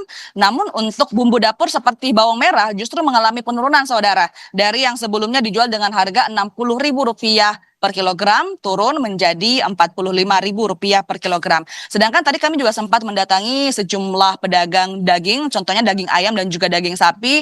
Untuk daging ayam sendiri juga mengalami kenaikan dari yang sebelumnya dijual dengan harga Rp30.000 per kilogram. Hari ini di awal Ramadan dijual dengan harga Rp35.000 per kilogram. Sama juga untuk para pedagang daging. Kalau kemarin mereka menjual dengan harga Rp120.000 per kilogram, hari ini di awal Ramadan dijual dengan harga Rp130.000 per kilogram. Jadi ada kenaikan yang signifikan. Kalau daging ayam ada kenaikan sebesar Rp5.000, untuk daging sapi ada kenaikan sebesar Rp10.000. Kami tadi juga sempat mengunjungi beberapa pedagang, mulai dari pedagang bumbu dapur seperti bawang merah, bawang putih, cabai rawit, cabai keriting, pedagang minyak goreng, pedagang daging seperti daging ayam, daging sapi, dan sebagian besar sejumlah pedagang bilang bahwa memang untuk tahun ini daya beli masyarakat bisa dikatakan menurun jika kita membandingkannya dengan tahun-tahun sebelumnya. Dan memang ini yang kemudian selalu dikatakan oleh para pedagang yang ada di Pak Bayang-Bayang Kota Makassar, Sulawesi Selatan, bahwa daya beli masyarakat menurun. Namun dari pantauan kami hari ini di awal Ramadan, tadi sejak pukul 7 pagi waktu Indonesia Tengah, kami melihat aktivitas jual beli tetap berlangsung. Kita juga bisa melihat masyarakat tetap berbelanja untuk memenuhi kebutuhan sehari-hari mereka di awal Ramadan. Okta. Oke, baik. Jadi tidak hanya di Makassar tapi juga tadi di Surabaya sejumlah harga komoditas naik, dan tadi juga sama seperti di Makassar maupun juga Surabaya, baik juga konsumen maupun pedagang ini harus atur siasat supaya bisa tetap menjaga daya beli. Terima kasih jurnalis Kompas TV Linda Wirawan dan juru kamera Nila Rustam dari Makassar, Sulawesi Selatan, dan sebelumnya ada Alfian Rahman dan juru kamera Misbal Munir dari Surabaya, Jawa Timur. Selamat bertugas kembali rekan-rekan. Saudara, kami akan kembali usai jeda, tetaplah di Sapa Indonesia Pagi.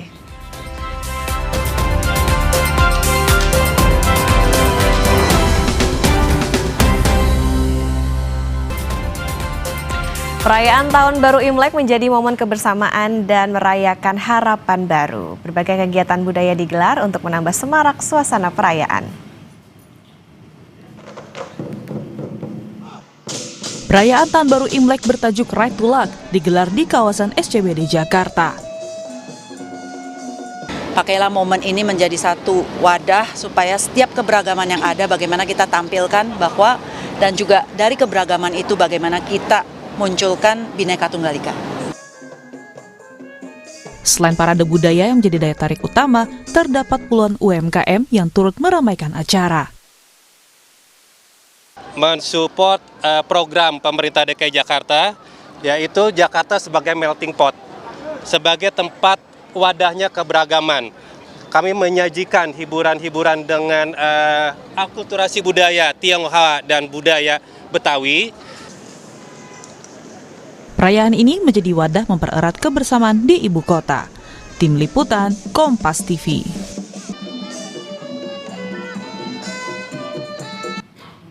Berikutnya, saudara, menjelang bulan suci Ramadan, sejumlah destinasi kuliner di ibu kota mulai menyiapkan penawaran menarik bagi masyarakat yang ingin berbuka puasa bersama. Salah satunya yakni sebuah pusat konvensi di Jakarta Selatan yang kembali menghadirkan konsep iftar tematik dengan suasana hangat. Suasana hangat menyambut bulan suci Ramadan mulai terasa di kawasan Dharma Wangsa, Jakarta Selatan. Memanfaatkan ruang ballroom yang megah di lantai 2, The Tribrata secara resmi memperkenalkan agenda kuliner tahunannya untuk menemani waktu berbuka puasa masyarakat.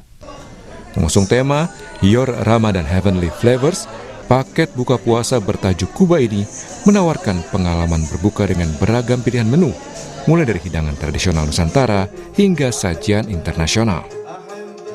Jadi memang kita mengusung 70 otentik makanan-makanan, terutama food stall. Jadi ini kita itu all you can eat, tetapi tidak hanya buffet, kita sebenarnya lebih ke food station gitu. Nah itu dari Indonesia sampai Timur Tengah. Jadi memang that autentik makanan-makanan itu yang akan kita sajikan kepada para tamu kami, dan menunya pun berotasi setiap hari. Jadi supaya tidak bosen. Memang dari tahun ke tahun dekorasinya berbeda-beda. Tahun lalu itu Maroko. Nah, berarti kalau yang tahun ini itu kita Blue Mosque dan ini masjid di atas awan. Makanya kenapa dekorasinya ini apalagi cantik ya, sangat instagramable. Nah, itu memang salah satu konsep kami. Tidak hanya sekedar menikmati hidangan, pengunjung juga dapat melihat langsung proses pengolahan makanan melalui atraksi live cooking show yang dihadirkan di berbagai sudut area. Program kuliner ini rencananya akan berlangsung selama 1 bulan penuh dalam Ramadan tahun ini. Dengan kapasitas ruang yang cukup luas, destinasi kuliner ini diproyeksikan menjadi salah satu pilihan utama bagi warga Jakarta yang ingin menjalin silaturahmi sembari menikmati hidangan berkualitas di momen Ramadan. Tim Liputan, Kompas TV.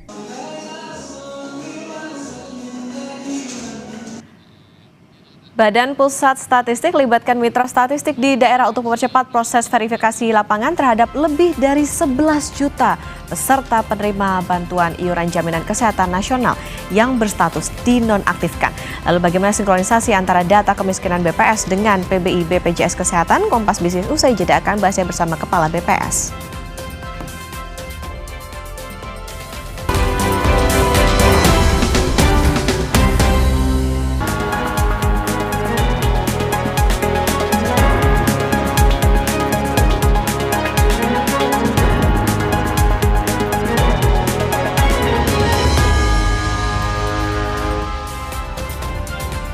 Anda menyaksikan Kompas Bisnis, Saudara, bersama saya Yan Rahman. Saudara, ada informasi dari Menteri Keuangan Purbaya Yudi Sadewa yang menggelontorkan uang sebesar 20 triliun rupiah untuk memastikan insentif pemutihan BPJS Kesehatan kelas 3. Sebelumnya Purbaya bilang bahwa pihaknya sudah mentransfer uang untuk pemutihan BPJS Kesehatan kelas 3 dan hanya tinggal menunggu aturan teknis.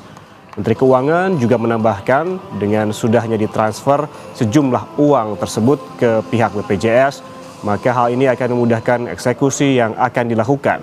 Purbaya juga bilang masyarakat tidak perlu khawatir karena pemutihan BPJS kelas 3 hanya tinggal menunggu waktu untuk direalisasikan. Itu sudah setujui, tinggal mungkin detail dari peraturan presiden kalau nggak salah. Tapi uangnya sudah saya kirim ke BPJS, jadi mereka bisa eksekusi kapan aja. Jatuh banyak. 20 triliun rupiah kalau saya nggak salah. Jadi jatuh banyak. Informasi selanjutnya datang dari Presiden Republik Indonesia Prabowo Subianto yang memulai rangkaian agenda kenegaraan di Washington DC, Amerika Serikat.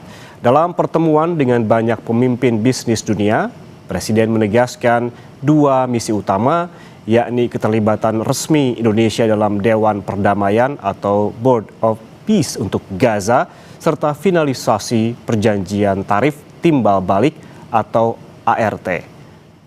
Kehadiran Presiden Prabowo di Amerika Serikat disambut oleh Kamar Dagang Amerika Serikat, Dewan Bisnis Amerika Serikat, ASEAN, serta US Indonesia Society. Dalam momen bisnis summit ini, Presiden bilang memfokuskan diri pada penyelesaian perjanjian perdagangan besar yang akan memperkuat akses pasar kedua negara dan menghadiri KTT Board of Peace. Perjanjian ini dinilai memiliki signifikansi besar bagi para investor di wilayah Asia Pasifik, serta menjadi sinyal kuat bahwa Indonesia dan Amerika Serikat berkomitmen memperdalam kerjasama ekonomi dengan kepastian hukum yang lebih tinggi.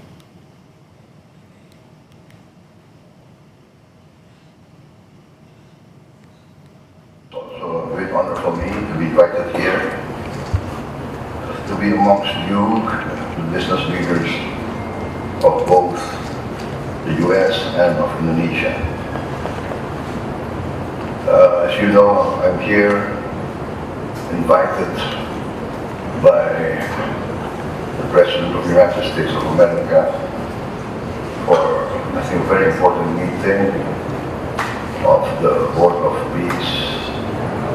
In fact, the first official meeting of the Board of Peace that has been formed to attach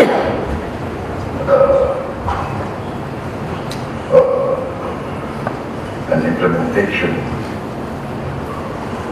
and the continuation of the ceasefire in Gaza, and we are attempting to continue to forge a path towards a real and lasting solution of the Palestinian issue. Also, I'm here to conclude the major. Kita beralih ke dalam negeri, Saudara. Utang negara per 31 Desember 2025 sudah mencapai 9.637,90 triliun rupiah atau setara 40,46% terhadap produk domestik bruto atau PDB. Wakil Ketua Dewan Ekonomi Nasional, Mari Elka Pangestu menilai rasio utang Indonesia terhadap PDB masih relatif rendah bila dibandingkan dengan banyak negara lain. Mari menyebutkan rasio utang terhadap PDB dari negara maju bahkan di atas 100%. Menurut Mari, hal yang harus diperhatikan ialah debt to service ratio, yakni rasio keuangan yang mengukur kemampuan individu membayar cicilan utang dibandingkan dengan total pendapatan bersih bulanan. Sebagai evaluasi, Mari menekankan pentingnya meningkatkan pendapatan baik dari perluasan basis pajak maupun perbaikan administrasi pajak. Dari sisi pengeluaran, Mari meminta agar pemerintah lebih efisien dalam berbelanja.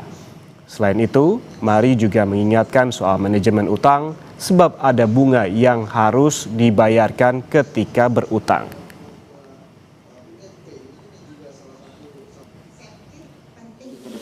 Mengenai hutang, kalau kita lihat 44% dari PDB sebetulnya relatif rendah ya dibanding dengan banyak negara lain, apalagi negara maju yang udah di atas 100%.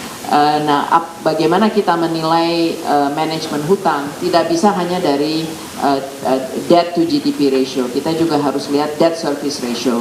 Jadi berapa banyak anggaran kita yang juga terserap untuk membayar bunga misalnya ya di dalam revenue. Jadi pertama kita harus melihat yes, penggunaan hutang itu benar nggak dipakai untuk growth, karena itulah yang bukan hutang yang, jadi jangan melihat hutang itu sebagai hal yang negatif ya, semua negara juga berhutang, yang penting hutang itu digunakan untuk menghasilkan growth atau tidak sehingga bisa membayar kembali hutangnya gitu kan.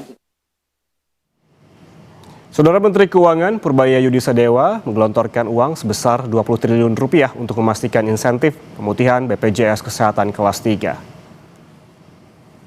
Purbaya bilang bahwa pihaknya sudah mentransfer uang untuk pemutihan BPJS Kesehatan kelas 3 dan hanya tinggal menunggu aturan teknis. Menteri Keuangan menambahkan, dengan sudah ditransfernya sejumlah uang tersebut ke BPJS, maka hal ini akan memudahkan eksekusi yang akan dilakukan.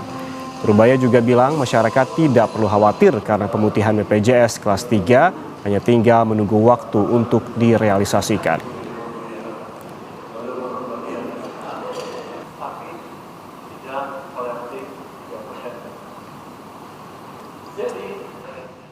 Sementara itu, Saudara, Badan Pusat Statistik melibatkan mitra statistik di daerah untuk mempercepat proses verifikasi lapangan terhadap lebih dari 11 juta peserta penerima bantuan iuran jaminan kesehatan nasional yang berstatus dinonaktifkan. Lalu bagaimana sinkronisasi antara data kemiskinan BPS dengan PBI BPJS Kesehatan? Kompas Bisnis langsung bertanya kepada Kepala BPS Amalia Adininggar Widyasanti. Bu Wini, selamat pagi. Selamat pagi. Sehat, Bu? Alhamdulillah. Alhamdulillah. Ibu, pertanyaan pertama saya ini, bagaimana BPS memastikan akurasi dan juga pemutakhiran data penduduk miskin yang menjadi dasar penetapan PBI BPJS Kesehatan, Bu? Iya, jadi tentunya sesuai dengan hasil rapat koordinasi antar kementerian, baik dengan Menko PM maupun dengan Pak Menteri Sosial. Jadi kami memang ditugaskan untuk melakukan ground check terhadap peserta PBI yang sempat dinonaktifkan. Jadi dalam waktu saat ini kami akan melakukan sekitar ground check 106.153 peserta PBI yang sempat dinonaktifkan, tetapi sekali lagi bahwa yang 106.153 orang ini sudah direaktivasi secara otomatis. Kemudian proses ground check ini tentunya akan kami selesaikan sekitar dalam waktu 3 minggu, sehingga nanti di minggu kedua bulan Maret ini akan selesai. Dan BPS tentunya sekali lagi kita berperan untuk terus menyediakan data-data statistik yang berkualitas yang sehingga bisa meningkatkan ketajaman ataupun keakuratan dari kebijakan-kebijakan yang dilakukan oleh pemerintah. Dan BPS tentunya tidak menetapkan penerima PBI. BPS kan lembaga yang menentukan kebijakan penerima dari PBI. BPS adalah lembaga yang tugasnya menyediakan data statistik resmi yang dimanfaatkan untuk kebijakan-kebijakan yang akan dilakukan oleh kementerian lain. Oke, Bu Winnie, tadi disebutkan oleh Bu Winnie ini terkait juga menjamin keakuratan data begitu. Ini secara teknis komunikasi dengan mitra statistik daerah itu seperti apa, Bu? Iya, jadi tentunya BPS adalah lembaga statistik resmi negara yang memiliki kantor di seluruh Indonesia. Kami ada kantor di 34 provinsi yang mengcover 38 provinsi se-Indonesia, dan kami juga ada kantor BPS di kabupaten kota yang berada di sekitar 502 kabupaten kota. Ini tentunya mengcover 514 kabupaten kota seluruh Indonesia, karena ada beberapa kantor BPS kabupaten kota yang memang menjalankan fungsi ganda. Beberapa kabupaten dihandle oleh satu kantor BPS kabupaten kota. Nah, tentunya BPS-BPS yang di daerah ini selalu mengikuti instruksi yang kami tetapkan di pusat. Mereka nantinya akan menjalankan ground check bersama dengan mitra statistik kami di daerah, dan juga dengan nantinya akan dibantu oleh pendamping PKH juga untuk melaksanakan ground check yang khusus PBI ini. Oke, berarti banyak sekali tahapannya agar memang akurasi data tetap terjaga begitu ya, Bu ya. Lalu kemudian ini sebetulnya seberapa sering data kemiskinan ini diperbarui dan apakah cukup responsif menangkap masyarakat yang baru jatuh miskin misalnya karena PHK, Bu? Iya, jadi mohon kita bedakan antara data tunggal sosial ekonomi nasional dengan angka kemiskinan, karena ini merupakan data yang maksud saya cara mengumpulkan datanya berbeda. Kalau data tunggal sosial ekonomi nasional ini adalah database yang isinya betul-betul individu yang memiliki NIK seluruh Indonesia, sehingga detesan ini jumlahnya ada 289 juta berdasarkan versi yang terbaru di bulan Januari 2026. Dan di dalam data tunggal sosial ekonomi nasional ini sifatnya adalah ini database masyarakat Indonesia dengan NIK tunggal dan juga kartu keluarga tunggal, sehingga jumlah kartu keluarga yang terdaftar di dalam DTSN saat ini betul-betul unik dan tunggal karena kami sudah rekonsiliasi dengan Dukcapil dan jumlahnya 95 juta. Tapi bedakan dengan angka kemiskinan. Untuk menghitung angka kemiskinan, ini yang kita sebut dengan statistik makro, di mana data kemiskinan atau angka kemiskinan ini kami hitung berdasarkan survei yang kita sebut dengan Susenas, survei ekonomi sosial dan ekonomi nasional atau Susenas, di mana Metodologinya menggunakan konsep kemampuan memenuhi kebutuhan dasar atau basic needs approach, dan ini kami lakukan setahun 2 kali. Nah, yang terakhir kami baru rilis adalah kondisi September 2025, di mana angka kemiskinannya yang kami rilis sekitar 8,25%, artinya sekitar 23,4 juta orang Indonesia masuk ke dalam kategori miskin. Berarti memang harus bisa dibedakan begitu ya Bu ya, di mana data tunggal dengan data kemiskinan tersebut. Lalu kemudian Bu, banyak kan keluhan warga miskin yang tercabut dari PBI. Dari sisi data, apa sih penyebab paling umum exclusion error ini? Ya, tentunya untuk mengurangi inclusion ataupun exclusion error, kami akan melakukan ground check tidak hanya 106.153 yang peserta PBI yang sempat dinonaktifkan dan itu disebut sebagai penderita penyakit katastrofik, tetapi kami juga langsung akan melakukan ground check terhadap sekitar 11 juta orang yang sempat dinonaktifkan PBI-nya, sehingga dengan demikian nanti datanya akan semakin lebih akurat. Nah, tentunya bagaimana penyebab dari inclusion? Apa yang disebut dengan tadi yang ditanyakan oleh Mas Yan ya, inclusion error. Inclusion error itu adalah orang yang seharusnya tidak berhak, tetapi malah ikut menerima. Sementara exclusion error adalah orang yang seharusnya berhak, tetapi tidak menerima. Nah, jadi tentunya dengan data yang semakin akurat, ini akan meminimalkan inclusion dan exclusion error. Dan kami sudah hitungannya juga Mas Yan, bahwa semakin kita sering melakukan ground check, inclusion error dan exclusion errornya ini akan semakin kecil. Oke. Bu, ini kalau kita perjelas begitu terkait dengan penyebab paling umumnya, apakah beda penyebab paling umum dari exclusion error ini dengan inclusion error tadi, Bu? Penyebabnya ya salah satunya adalah pertama karena memang mungkin ada dinamika di dalam ekonomi rumah tangga. Itu bisa menyebabkan salah satu penyebab exclusion error. Misalnya yang tadinya mereka hidup cukup, kemudian karena ada sesuatu hal di dalam ekonomi rumah tangganya, apakah karena PHK, kemudian karena ada sesuatu musibah, kemudian mereka kehilangan aset, kemudian mereka tidak mendapatkan pekerjaan.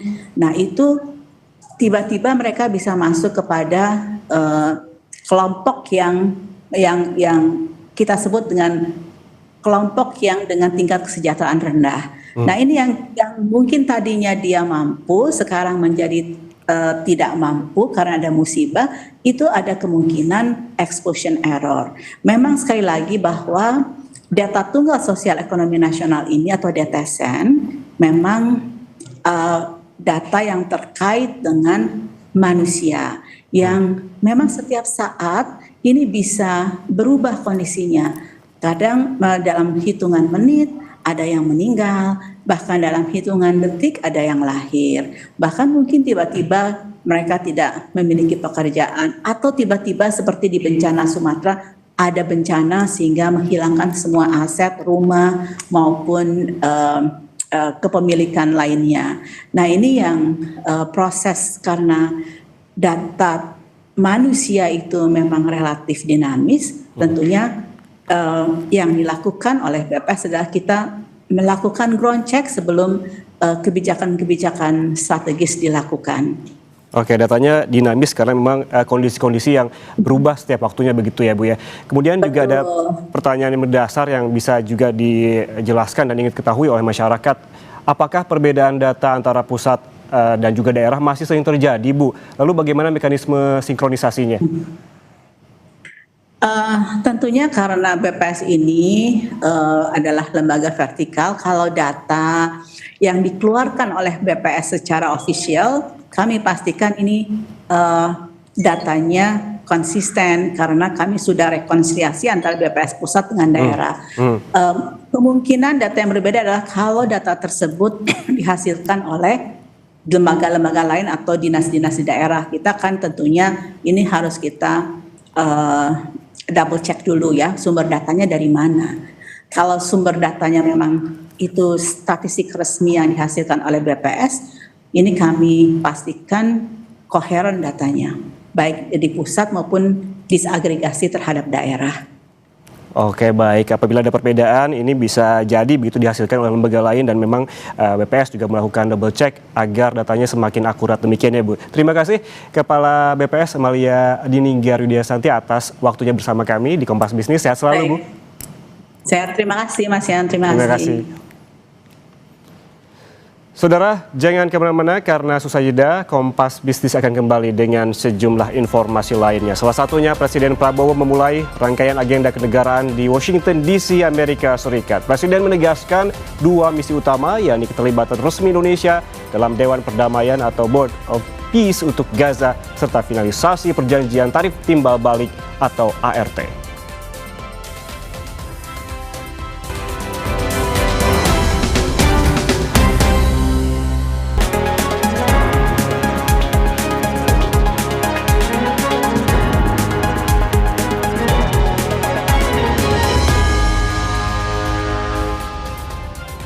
Saudara, Kamis pagi waktu Indonesia Barat atau Rabu petang waktu Washington DC, Amerika Serikat, Presiden Prabowo Subianto menghadiri pertemuan dengan sejumlah pengusaha Amerika Serikat. Pengusaha yang tergabung dalam Kadin Indonesia juga membahas jumlah investasi dengan pengusaha Amerika Serikat.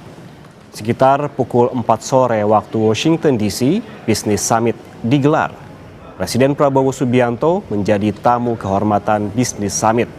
Ketua Kadin Indonesia, Anindya Bakri, mengatakan pengusaha Indonesia bertemu dengan anggota US Chamber of Commerce atau Kadin Amerika Serikat, membahas perdagangan yang seimbang antar dua negara. Investasi yang dibahas secara bilateral ini diharapkan mampu meningkatkan pertumbuhan ekonomi. Kelayakan persentase tarif barang impor Amerika Serikat juga akan dibahas dalam diskusi ini. Selain itu, saudara, diskusi pengusaha Amerika Serikat dan Indonesia di Forum Bisnis dinilai akan memberikan kesempatan bagi eksportir Indonesia. Presiden akan bertemu dengan pengusaha-pengusaha dari Amerika yang tergabung di US Chamber of Commerce dan juga US ASEAN Business Council dan juga USINDO. Nah, semua ini adalah mitra kerjasama dengan Kadin, di mana bulan Mei tahun lalu, tahun 2025, kita telah menandatangani MOU dengan US Chamber, US ASEAN, dan juga hubungan panjang dengan USINDO. Nah, tujuannya apa? Untuk memanfaatkan kerjasama perdagangan ini, reciprocal trade agreement ini, menjadi juga ajang untuk saling berinvestasi di dua negara. Kita ketahui trade ini bagus, sudah 45 miliar dolar, tujuannya dibikin supaya lebih seimbang, tapi juga untuk memultiplikasikan daripada Dari dalam negeri, Saudara, Menteri Keuangan Purbaya Yudi Sadewa memastikan pembayaran utang proyek pembangunan kereta cepat Jakarta-Bandung alias WUSH yang menggunakan APBN belum bersifat final. Purbaya bilang skema pembayaran utang WUSH dengan APBN baru sebatas usulan dari BPI Danantara selaku pengelola BUMN, bukan merupakan arahan langsung dari Presiden Prabowo. Meski demikian, Purbaya menegaskan bila skema pembayaran utang proyek pembangunan WUSH dengan APBN ia terima dari hasil keputusan Presiden, maka akan langsung dilaksanakan. Masih sih dilibatkan yang waktu itu ya. Tapi kalau yang tadi kan selalu ada perkembangan kan. Tapi saya nggak tahu final apa belum. Nanti kan pasti saya dikasih tahu. Tapi setuju Pak untuk menggunakan APBN? Kita lihat kondisinya dari Cina seperti apa persyaratan dari Cina.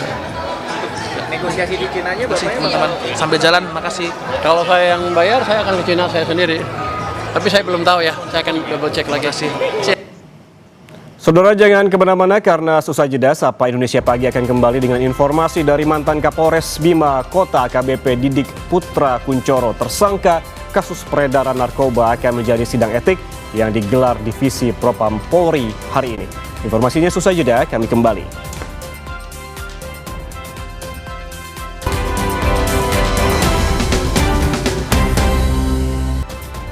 Kembali di Sapa Indonesia Pagi, Saudara. Mantan Kapolres Bima Kota AKBP Didik Putra Kunchoro tersangka kasus peredaran narkoba akan menjadi sidang etik yang digelar Divisi Propam Polri hari ini.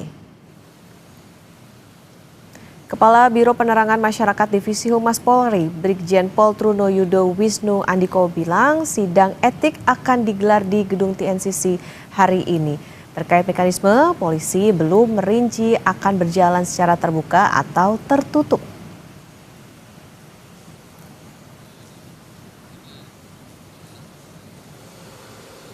Sebelumnya, Kapolres Bima Kota AKBP Didik Putra Kuncoro ditahan di Divisi Propam Polri. Ia ditahan akibat terjerat kasus dugaan setoran dari bandar narkoba. Keterlibatan Didik terungkap berkat pengakuan anak buahnya AKP M saat diperiksa dalam kasus narkoba yang menjeratnya. Ketika diperiksa, Didik mengaku mengonsumsi dan memiliki sabu. Polda Nusa Tenggara Barat resmi menonaktifkan AKBP Didik Putra Kuncoro dari jabatan Kapolres Bima Kota.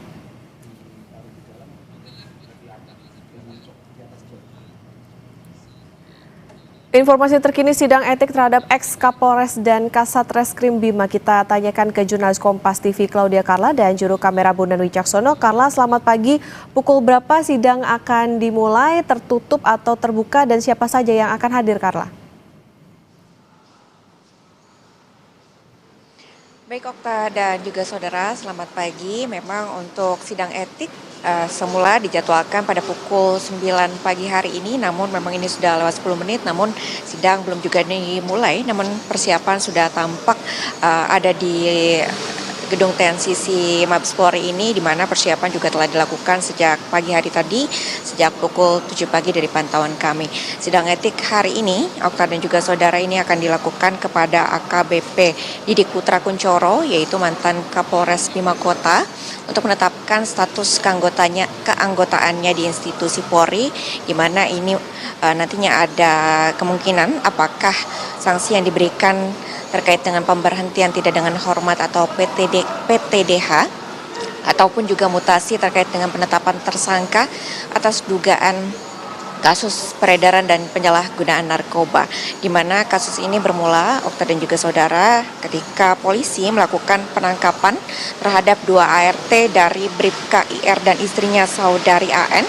Lalu kemudian dalam penangkapan tersebut ditemukan adanya narkoba jenis sabu seberat 30 gram di rumah pribadi Bribka IR. Lalu kemudian setelah dilakukan pengembangan kasus, Okta dan juga saudara, ditemukan bahwa adanya keterlibatan mantan Kasatres Narkoba Bima Kota, yaitu AKP Malaungi, di mana setelah dilakukan penyelidikan lebih lanjut ternyata ditemukan adanya narkoba jenis sabu seberat 488 gram yang berada di ruang kerja dan juga rumah jabatan dari AKP Malaungi ini. Dan juga dari hasil tes urin yang telah dilakukan, AKP Malaungi ini positif mengonsumsi amfetamin dan juga metamfetamin. Lalu kemudian dari pengembangan kasus ini terungkap juga melalui kuasa hukum AKP Malaungi bahwa adanya keterlibatan mantan Kasat Kapolres, maksud kami Bima Kota,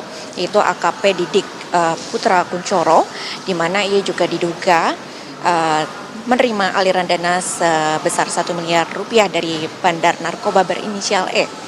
Lalu kemudian untuk terkait dengan penetapan tersangka, memang kemudian dilakukan pengembangan lagi oleh pihak kepolisian untuk mencari bukti-bukti baru, dan setelah dilakukan pemeriksaan lebih lanjut ini ditemukan juga bahwa ternyata adanya barang bukti di rumah AKBP Didik Putra Kuncoro, yaitu berbagai jenis narkotika seperti sabu 7 plastik, lalu kemudian ekstasi 50 butir, lalu kemudian psikotropika 19 butir, dan juga ketamin 5 gram. Dan terkait dengan hal itu, Okta dan juga saudara, maka dari ini sebelum unsur pidananya akan diusut lebih lanjut, hari ini akan dilakukan sidang etik di TNCC Mabes Polri untuk menentukan terlebih dahulu status keanggotaan AKBP Didik Putra Kuncoro di institusi Polri. Okta. Baik, tentu kita nantikan, harusnya jadwalnya jam 9. Nanti akan kita tunggu bagaimana sidang etik kasus narkoba yang melibatkan ex-Kapolres Bima Kota. Terima kasih jurnalis Kompas TV, Claudia Carla, dan juru kamera Bondan Wicaksono dari TNCC Mabes Polri Jakarta. Jangan kemana-mana saudara, sampai Indonesia Pagi akan kembali usai jeda.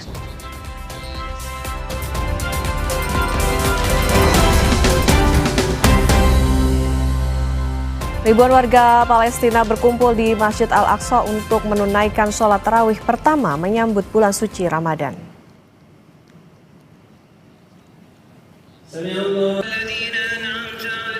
Visual menunjukkan jamaah melakukan sholat tarawih di halaman masjid dengan suasana damai, penuh iman dan ketakwaan.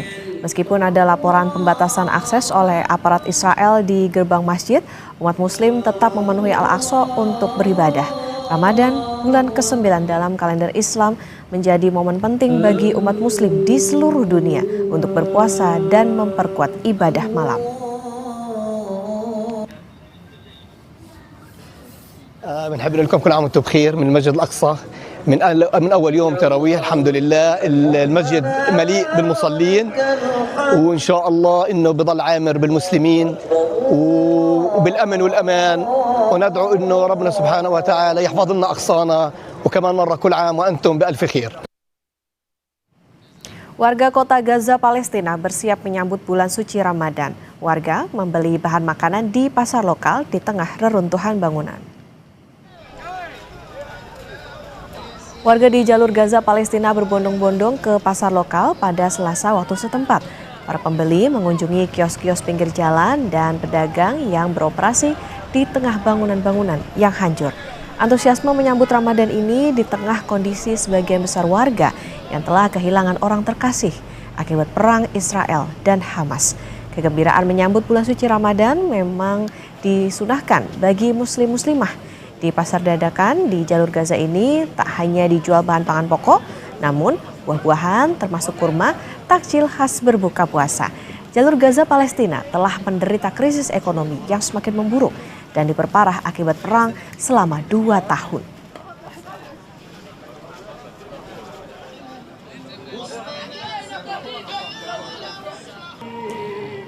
Warga Gaza Palestina menyambut Ramadan dengan sukacita. Namun perayaan kali ini dibayangi kenaikan harga pangan, lemahnya daya beli akibat ekonomi sulit.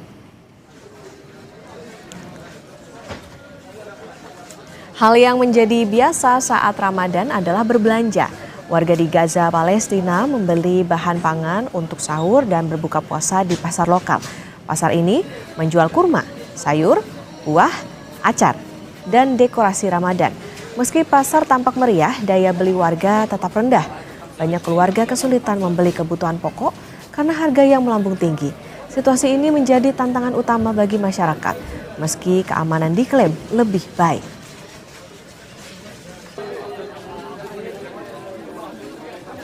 الأكل والشرب متوفر بس مش في متناول الجميع للمستهلك لأنه الأسعار كانت تختلف جدا. يعني كان كيلو المخلل عندنا ب6 شيكل، اليوم بدك لوقيه ب6 شيكل أقل شيء بالنسبة للصف اللي عندنا. كانت الكيلو ب6 شيكل وب5 شيكل، اليوم لوقيه ب6 شيكل، فالأسعار مش في متناول المستهلك. الحركة بطيئة جدا يعني الأمانة. الموسم اللي كانت قبل الحرب كانت احنا زي هيك بلا مؤاخذة احنا اليوم أول يوم رمضان، يعني بقدرش أعمل معك لقاء، بقدرش أكلمك. هذه العوامل اللي كانت قبل الحرب، كانت القوة الشرائية أكثر بكثير، كانت الناس تقدر تشتري، كانت الأسعار متناولة الجميع، كان في شغل. الناس اليوم وضعها صعب كثير. Gaza menyambut Ramadan pertamanya sejak gencatan senjata dengan pawai lentera sederhana. Momen langka ini disambut penuh cahaya dan sukacita.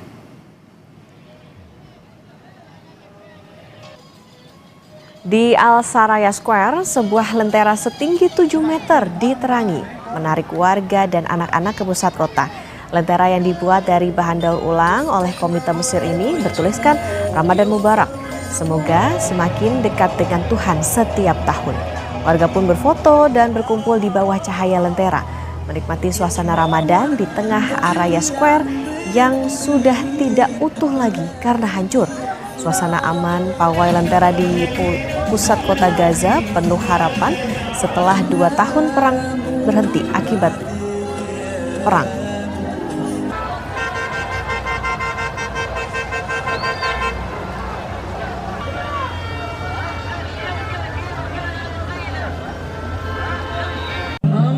بصراحة الأجواء الاجواء بالنسبه انه كيف عشنا سنتين حرب ومعاناه ودخل علينا 2 رمضان السنه هاي الاشي بيختلف. اولا اجواء، ثانيا الناس حاسه بفرحه كبيره. يعني اوكي الناس راحت بيوتها ومش عايشين في بيوت وما في اجواء كثير منيحه في رمضان، بس برغم هيك انه عشان خلصت الحرب والاجواء الواحد بيقدر يعيشها بامان ويطلع يتحرك وبيقدر يجيب زينه، بيقدر يروح على اصحابه، بيقدر يعمل الشغلات اللي اصلا زمان كنا نعملها باريحيه، فطبعا كثير فرق معنا.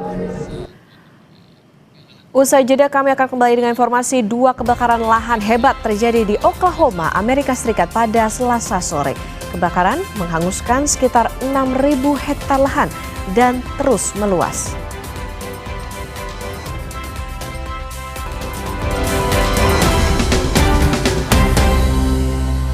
Masuki paruh terakhir di Sapa Indonesia Pagi, Saudara, ada informasi 2 kebakaran lahan hebat terjadi di Oklahoma, Amerika Serikat pada Selasa sore. Kebakaran menghanguskan sekitar 6.000 hektar lahan dan terus meluas.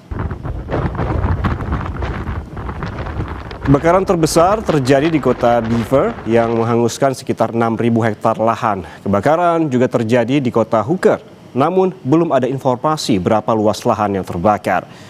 Kedua kebakaran ini semakin tidak terkendali karena embusan angin kencang ke arah utara.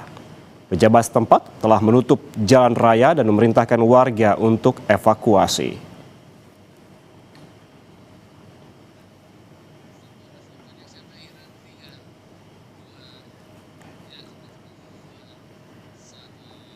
Masih dari mancanegara, Saudara, Iran menutup sementara sebagian Selat Hormuz di tengah berlangsungnya perundingan nuklir dengan Amerika Serikat di Jenewa, Swiss. Media pemerintah Iran menyebut penutupan tersebut dilakukan sebagai langkah pencegahan keamanan seiring latihan militer Garda Revolusi di jalur pelayaran strategis itu. Selat Hormuz merupakan jalur laut vital yang menghubungkan negara-negara produsen minyak mentah di Timur Tengah dengan pasar global.